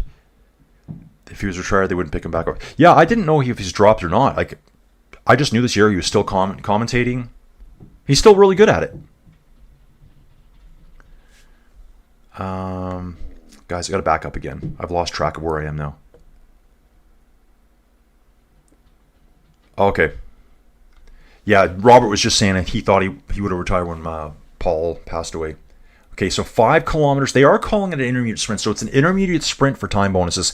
And here we are seeing the Ils Beliers rider on replay getting dropped. He's just hitting the brakes. 3 riders going. They want to get over this top first. So we got 3 guys that want to do this. 1 Burgos BH rider, 2 Euskadi riders. Heads down. They're not messing around, guys. They've only got 30 seconds, but they've only got 17 kilometers to go. Flags are waving a little bit here too. Big teams driving the front right now. Bottles being taken on. Riders soaking themselves down. Yeah, I think it's quite gusty here too. I could see some of this splitting apart on the way in.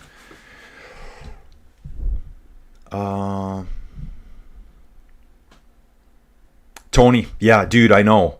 Tony C here, really missed the Bike Terra visual. Hope those guys' company keeps going strong. Yeah, Tony, I will have Bike Terra for all of the La Vuelta. It's just now in between. I have no access to it. I believe when I last talked to Anslo, he was taking the whole month off. So I think they've got all the Bike Terra stuff ready for La Vuelta in advance. So it's basically just Matt there. So I'm kind of thinking, well, I don't really want to harass him. I think he can get it. It's just a ton of extra work. Yeah, and the Bike Terra visual is incredible. I mean, it's such a good way to show a race.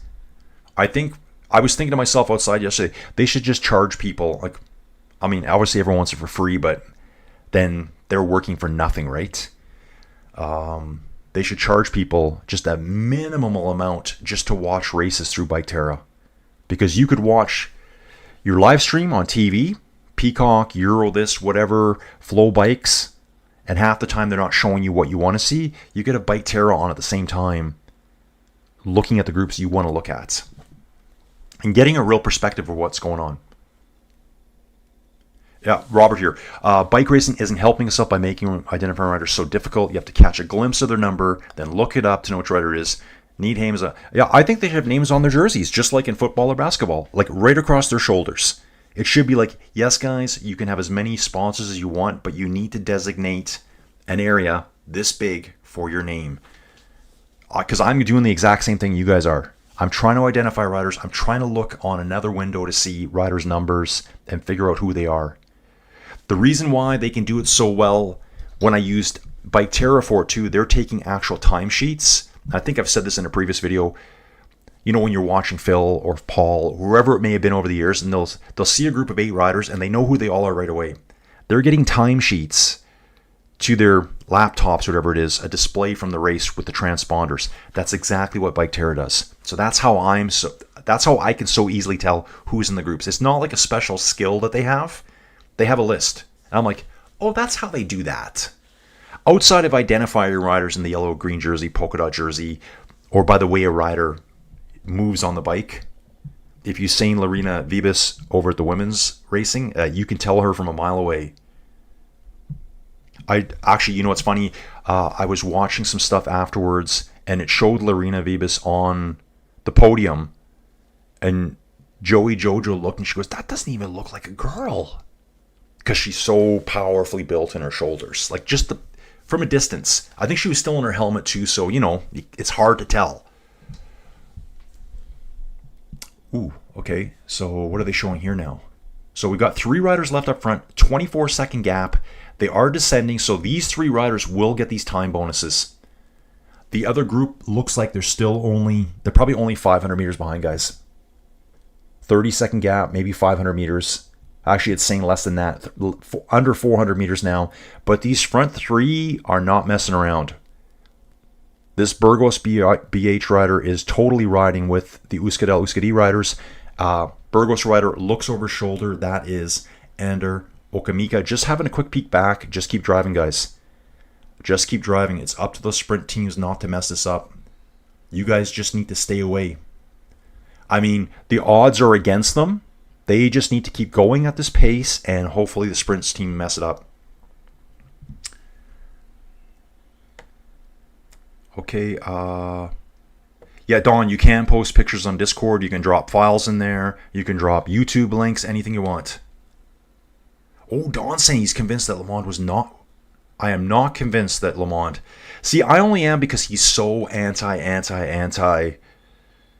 And I don't think EPO. If he wasn't clean, it wasn't EPO. Because EPO was like 91, I think. Where everyone was kind of like, hey, what happened? Why is the guy that finished half an hour behind me last year in every race, now he's finishing ahead of me and I can't keep on? It's the same as when Lance's team and the Americans went to Europe. They just got blown out of the water. Every race. Blown out of the water. And they were like, what is going on here? Then they figured it out. I think that's very early 90s. Yeah, awesome hearing stuff. Bike Terra, I'm assuming this is Matt. Matt, someone up above just said, man, I really miss seeing Bike Terra on these stages. I'm like, I know, dude, but I don't want to harass them to get me data. But in my head, I'm thinking that. So right here, you can see, guys, Bike Terra. Hey, Colin, hope you're well. I am, dude. Loving it. We're totally planning on the Vuelta. Yeah, dude, I'm pushing that race super hard. Anything I can do for you guys to help promote it, just let me know. I'm going to do it so that Bike Terra is up and running as much as possible. And I'm going to use this data stream because this is the best data out there. Pro Cycling Stats. Guys, it's 18-second gap now. These 3 are still hammering it out. Juan Sebastian Milano's career points were, his best year was 2023. And it looks like he's on a bit of a resurgence year right now in 2025. The sprinter for UAE. So he's the big gun for today. Totally strung out at the front, guys. All the teams are lining out now, single file, one behind each other. Clean, what does that really mean? Passing piss tests, not getting caught, not illegal yet. Tony saying yes, yes, and yes. Yeah, so EPO wouldn't have been around for Greg's 89 tour. That was like 90, 91, I believe. Right in there. And that's where Greg was like, hey, what's going on? Why am I so bad now? Like, not bad, but, you know, guys that he could crush before were all of a sudden way better. But there were still steroids. There was still cortisols.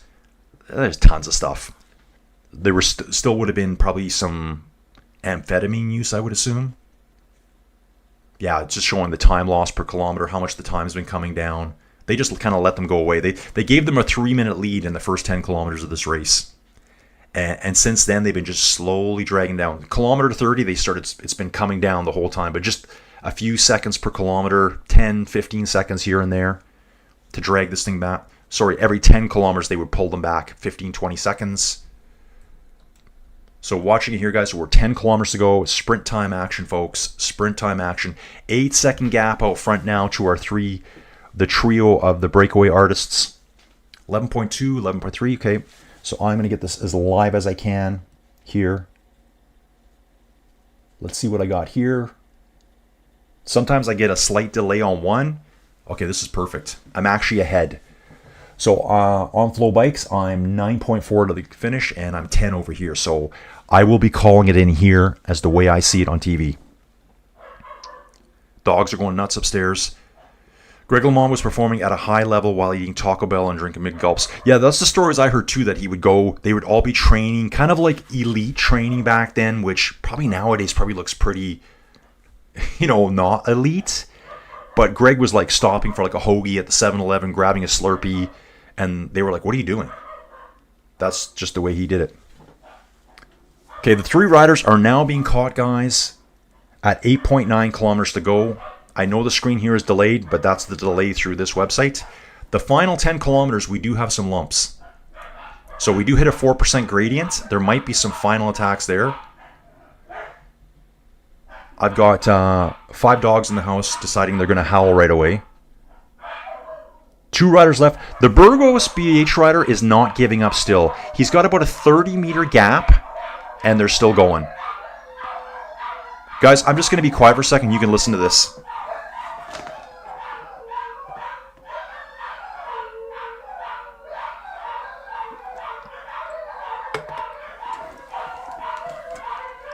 I'm not sure if you can hear that, but that's insanity. Yeah, exactly. I think Joey Jojo is probably 8 o'clock. She might be at work early today. I'm not sure. Who let the dogs out of... Yeah, they're still going, guys. They froze and stored all of Lance's samples for years. They are probably doing the same for today. Won't know anything. Yeah. Yeah. When you look back then, there's been so many advances. Take a look at any of the old videos. Their jerseys are like so loose fitting, like looser than what I'm wearing right now. And this is a pretty loose jersey on me. Just things like that. Just aerodynamics. They didn't have aerodynamic socks. They were, their shoes weren't that great. The bikes weren't that aero yet. I always like to jump back though and say, but look how incredible EPO was as a supplement, because there's still times out there that no one can touch. The Haudacom, I think it's Haudacom.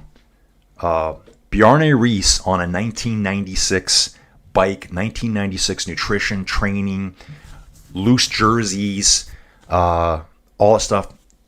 Daddy's time wasn't near his. So that's how powerful EPO was back then. And that was the allure of it. So we will be doing this last little bump here. There will be attacks going on for this. Tom Pidcock already has 4 seasons this year. First one back in January January 29th of this year.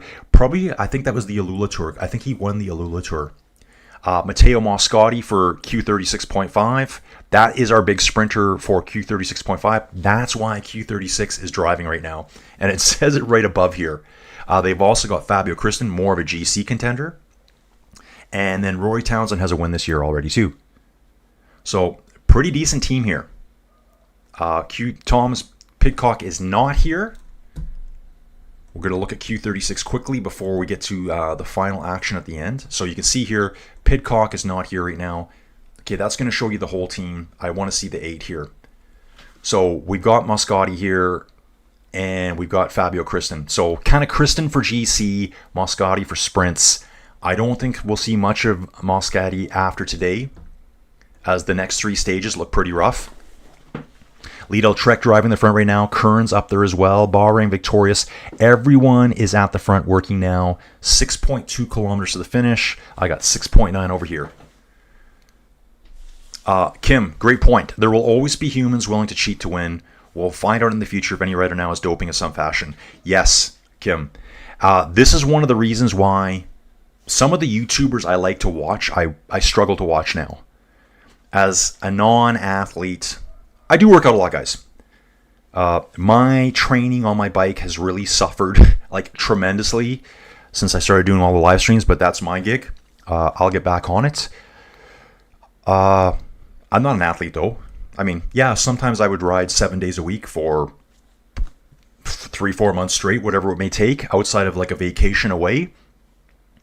Some of my vacations, I would, an early flight in the morning, like a 10 a.m. flight, I would get my bike right in before we go to the airport to miss as few days as possible.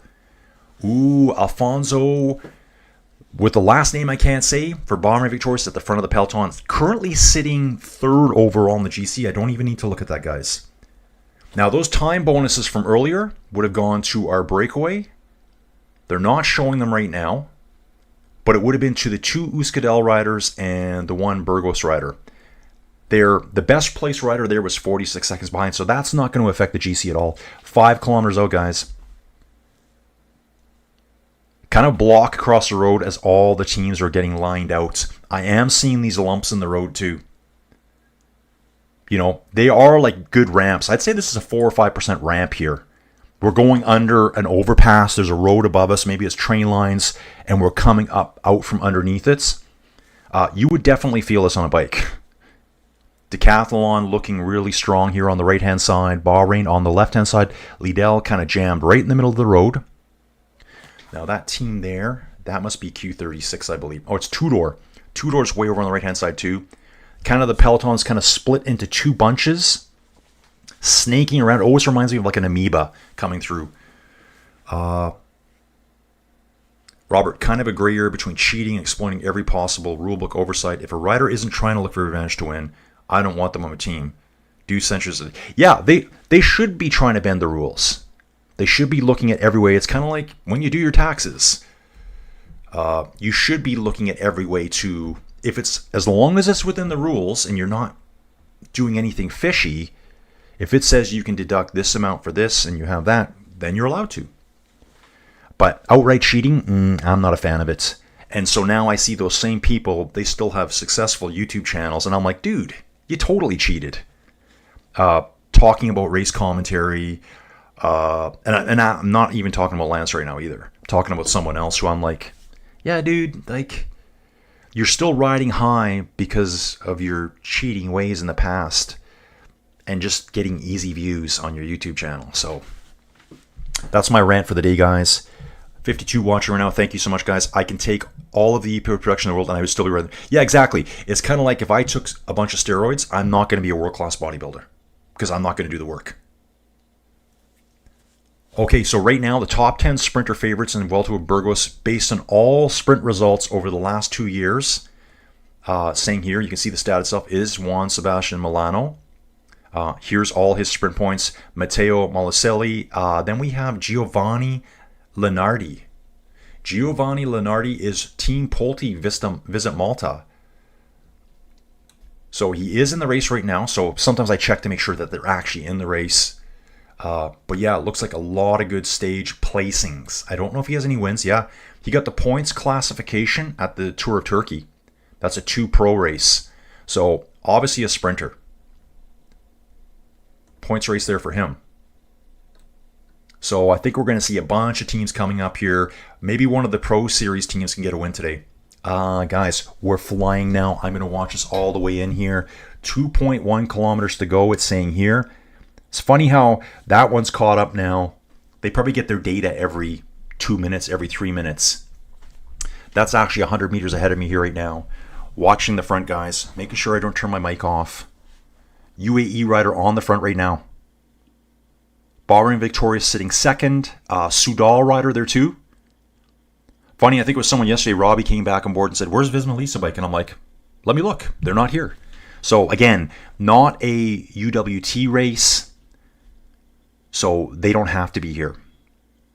The teams that are here are, I don't know if they're actually invited as a World Tour team to these. They probably are invited by the organizers of the race. 2 big strings, one on the left side, one on the right side, 1.3 kilometers to go. Looks like Soudal, or could be Q36 It's Q36. No, it's Bahrain. Decathlon all over on the right-hand side of the road. 1.1 kilometers to go here, guys. I'm not going to even watch this. Yep, I'm seeing it there. Decathlon on the right-hand side. So they are 4 or 5 decathlon riders on the right-hand side of the road. They have 2 riders in the top 5. Bahrain Victorious, very present as well. They have 2 riders in the top 5. Where is UAE? Where is Juan Sebastian Milano? Looks like 800 meters out now, guys. I'm going to try to ignore all of this over here and just watch my video feed. Then I'll jump back into the chats. Tony C. Officially, I never cheat on my taxes. As I'm watching the sprint finish here, dude. Just making that official statement. Yeah, me never. I never do it. Ooh, coming on. Astana rider on the front here. Q36.5. Sprint is lighting up. And there is the UAE rider. That must be Juan Sebastian Milano. He will not get it. I think a possibly decathlon or the Q36.5 rider got it, guys. I think Juan Sebastian Milano just missed it. There was a rider on the left-hand side who threw his bike hard. I believe it was a Q36.5 rider in the middle. Let's see what they're going to tell us here. Looking for some standings. Definitely a photo finish. It might be a three-way photo finish here. Riders are blowing through the parking area at the end, doing a quick spin around. I don't think they even know who won yet. There's no one putting their arms in the air yet. Tony has declared that he does not cheat on his taxes. I'm declaring that too, Tony. It's fully documented here, Tony, so do what you want now.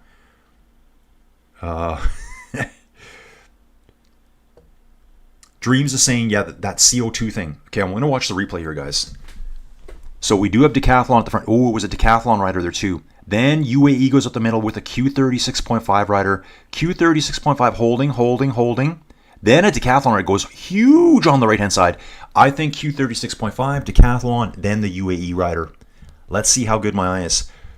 Although, that could be a Bahrain rider too. Bahrain and UAE, or Q36, look like they have the same helmets. Ooh, that throw by the decathlon rider? I hope it's decathlon. Maybe Astana. Actually, no, guys, it's Astana rider. That's an Astana rider there. They kind of have a bluey, greeny yellow, and decathlon's obviously the blue and green. Astana on the far right-hand side. Ooh, it is decathlon here. So it is the decathlon rider. Yeah, Q36. Is that Q36? UAE rider in the middle. And, yeah. No, it's Astana. They kept moving around. So an Astana rider threw his bike at the last second. Let's see what we got. Yeah, here we go. Photo finish between Matteo Maloselli for Astana and Matteo Moschetti for Q36.5. I'm sure Milano was there as well. Third, and they're saying here right now, third place for Juan Sebastian. Guys, I think I called it. I didn't know exactly who the riders were. I knew it was Sebastian Milano. So they're saying Matteo Moschetti for Q36.5. That was the white jersey with the black splosh on the middle. He was dead center. Matteo Maloselli was coming up on his right shoulder. He threw his bike. I'd love to see the photo finish for this. We should see it pop up. And, I mean, Juan Sebastian Milano was there as well, all the way. Then, who else? We have Luke Purdy, who was also in the predictions here, finished 7th. Looking for a photo finish. Really safe sprint, too. There were no crashes. Everyone's staying upright here. Lots of room for people. Good finishing line here. Yeah, really good sprint here. So there was a decathlon rider there too. I'd like to see who that was. Decathlon was very present. Ooh, that and acceleration by that Astana rider. Insane. Just absolutely lit up. So that would be Matteo Maloselli. This guy's the real deal right here. So virtual, that's the virtual actual GC. Okay, so we need the stage results. Looking for that, guys. So they're giving it to Q36.5. Then Astana will get second place. There will be time bonuses. None of these riders were up high yesterday. So let's just hang out for a little bit. It was a photo finish. Wonder if they show me the photo anywhere. I think there is a photo finish. Info, finish photo if they have it. So they will put a finish photo here when they have it. Yeah, decathlon here. Astana over here. Then an Astana rider just shoots up on the right-hand side. He was tucked in right behind the two sprinters for Q36 and UE, and he just absolutely launches it up the middle. 2 or 3 decathlon riders right nearby too. So Astana and decathlon were all over the front, multiple riders. So Q36.5, Matteo Moschetti, it's this dude right here. 28 years old. riding for a Pro Series team. Let's just take a look at his results here. See, they're not even showing here yet. It's only showing stage 1 right now. The results haven't came through yet. 38th in the points classification at the Giro. And, you know, he did have a 3rd place on the final stage. So he is a fast man. We look at the Tour of Hellas, 2nd on the points classification with 2 first places. So definitely an all-out sprinter. Grand Prix Criccion, he won that. That was a 1.1 race earlier in the year. And then the Alula Tour, won a stage there and 2 4th places. So definitely a sprinter. Sprint machine right here. Let's just see the standings here. Okay, so this is just the stage results. Moschetti, Maluselli, Milano. Then we got Erland, Blakira, I think.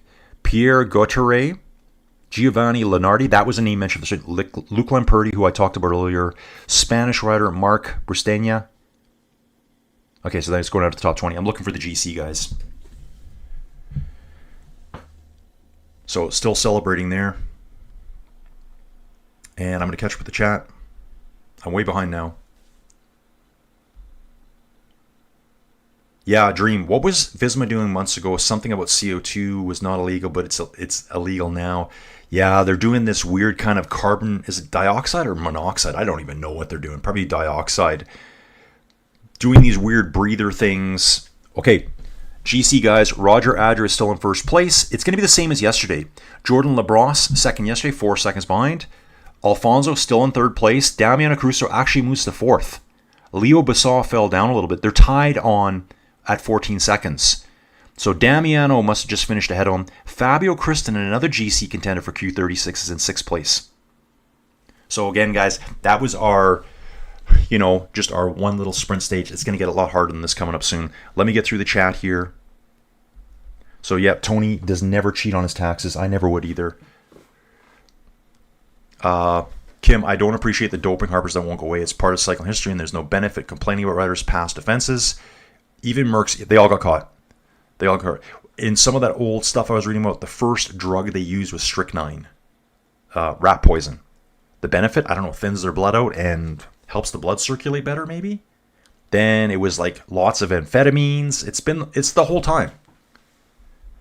I guess with a lot of people, and I know for me, the thing with Lance is he just fought and fought and fought and fought and made people's lives hells. Where other people get caught and they'd be like, I'm bad. I'm sorry. I'll take my penalty. I'll never do it again. Hopefully they never did it again. They didn't try to bring everyone down around them. Blood doping was a huge thing in all sports back in the day. Now they just do altitude camps to elicit the same results. Yeah, all the doping accusation have passed like it's getting old by now. Yeah, photo finish for Milano for sure, but it was not Milano. Okay, just going to catch up, guys. I agree with Dawn about nutrition, the carbs they are consuming. Oh, yeah, guys. They've got instant energy. And some people were saying, you take a gel, you can feel it in 30 seconds. I wouldn't know because I just don't take gels. Now that I ride inside, I can have a donut. I can have a Boston cream donut as I do my ride. Anything that's easy to get down. That was actually a really good sprint finish. That Astana rider, and wow, he is really fast. He definitely had the highest top speed at the end. He was just too late getting to the finish line. Roger Adre here, GC rider for Red Bull Bora Hansgrohe. This guy's got to be thinking he can hold this all the way now. Just got to ride smart. It is going to get very hilly over the next few days. I think over the next 3 stages, guys, we've got almost 3,000 meters of climbing every day. It's around there. And it's getting hotter and hotter every day. Dream. In theory, they can legalize doping, but they will all be dying in their 40s, yeah. I mean, in the 90s, they were dying in their 20s, basically having heart attacks overnight. Their blood was so thick with EPO, they'd die in the night. So basically, they'd have alarms set, they'd have heart rate monitors, warn them, their team would watch them, wake them up, and then get them on the bike to thin out their blood, get the blood moving. So yeah, not Milano, he got 3rd place, but it was so close, guys. I'd love to see the photo finish. I'm surprised it hasn't popped up yet. I'm going to see if I can find one myself. Photo finish here, not showing up. We'll take a look at it tomorrow for sure. Yeah, Don, I give all my stuff to the accountant and pray. Yeah. I've been lucky last few years. Been so broke. I don't even have to really do it. It's just like, yeah, nothing to report. Robert, it wasn't only Phil who was portrayed by Lance. Lots of fans bought into his story. They tend to be the ones who think everyone is doping today. I get it. I disagree, but I get it. Yeah, exactly. Who's this? Gayo Mendez. Qui est gagné? What does that mean? Anyone know? It's probably like who won. What a sprint, though. This is Tiroven Mazalomi. We got lurkers, guys. So we just had 2 lurkers drop in. We got Gail, Gayi, maybe, and Tiroven. Guys, where are you guys from? If you're in the chat, drop a like. Tell us where you're from. I know it's going to drop off quick today, guys. It's going to be a huge stage tomorrow. Robert, good rant, Colin. Thanks for hosting. Appreciate the energy you're putting in. Thank you very much, Robert. Great chat, guys, from Don here. So that's it for today, guys. You know, it's your standard sprint stage. Nothing too crazy exciting. It was a really, really good sprint, though. The pro teams got out front, got to show off a little bit. This is all going to change tomorrow. I'm going to see if I can quickly do this here for you now. Stage 3, let's take a little quick peek at it. Why don't we go through all of them fast here? We'll look at the profile for tomorrow. So this should look a little bit different than today, guys. So on tap tomorrow, we're probably, just based on what I'm seeing in the map here, we're moving north towards those Cantabrian Mountains. Category 3, early on, 7.1 kilometers at 3.5%. 20C, it means who won. Q36.5 rider, Matteo Moschetti. Tiruven. Oh, we got a rider from Mauritius here. Dude, I do know where it's from. So, Tiruven Masalomi here. I'm from Mauritius. I think most of you don't know where it is. Dude, you might be surprised because we all watched Kim Lacourt at the Tour de France Femmes kill it, holding the yellow jersey. She also crashed, though, too, which is rough. So, dude, so Tiruven here, however I mispronounce your name, you wouldn't believe the number of people from Mauritius were here. It was jam-packed during the Tour de France Femmes. I know you guys had no coverage there, and I don't think you even had audio. I swear half the group was from Mauritius when we did the Tour de France Femmes cheering on Kim Lacourt, KLC. Rusticles is Max saying, cheers, buddy. I have no idea who's Rusticles, but he's here. He lurks and gives me one thing at the end. Guys, thanks for being here. You guys make the channel. I just sit here and yak at you. Stage 5 is the Queen stage. That's right. Yeah, Kim Lacourt taught a lot of people where Mauritius. Yep, just hanging out there in the Indian Ocean. Stage 3 is tough. We got a category 3, 7 kilometers. These are not baby climbs, guys. We got a sprint point just over halfway. Another category 3, which is only 2.7 kilometers, but 8.5%. Like, that's getting steep. Then we've got the Alto de las Campas. Looks like it's 4 kilometers at 2.6%, with the last kilometer half being quite steep. And then the category 1, Puerto de...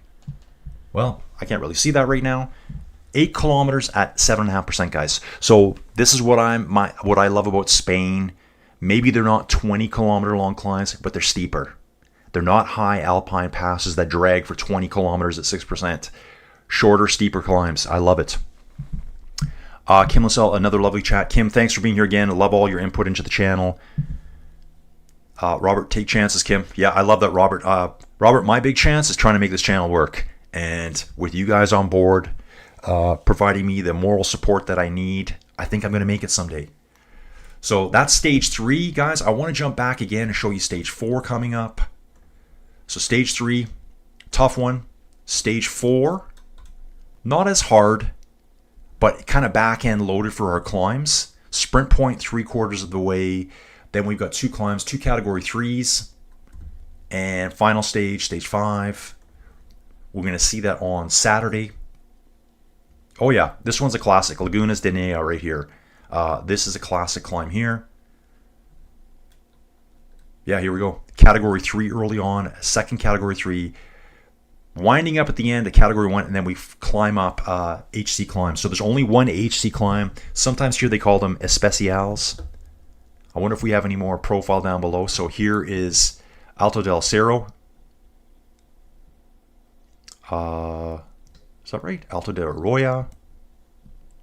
Here's the final climb. This is the one I'm talking about here. This is an HC climb at the end. 6.4 kilometers, but it's at 9.1% gradients.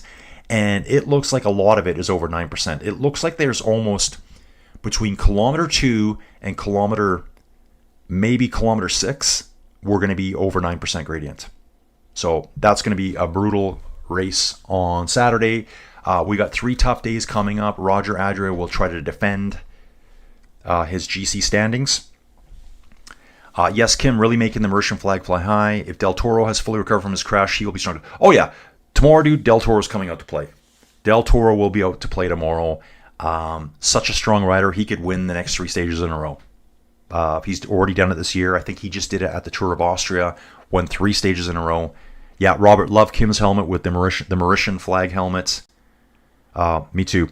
Okay, guys, I'm going to jump, get an early start on my day here, and I hope everyone can come back tomorrow and hang out again. Thanks for watching. We'll see you soon.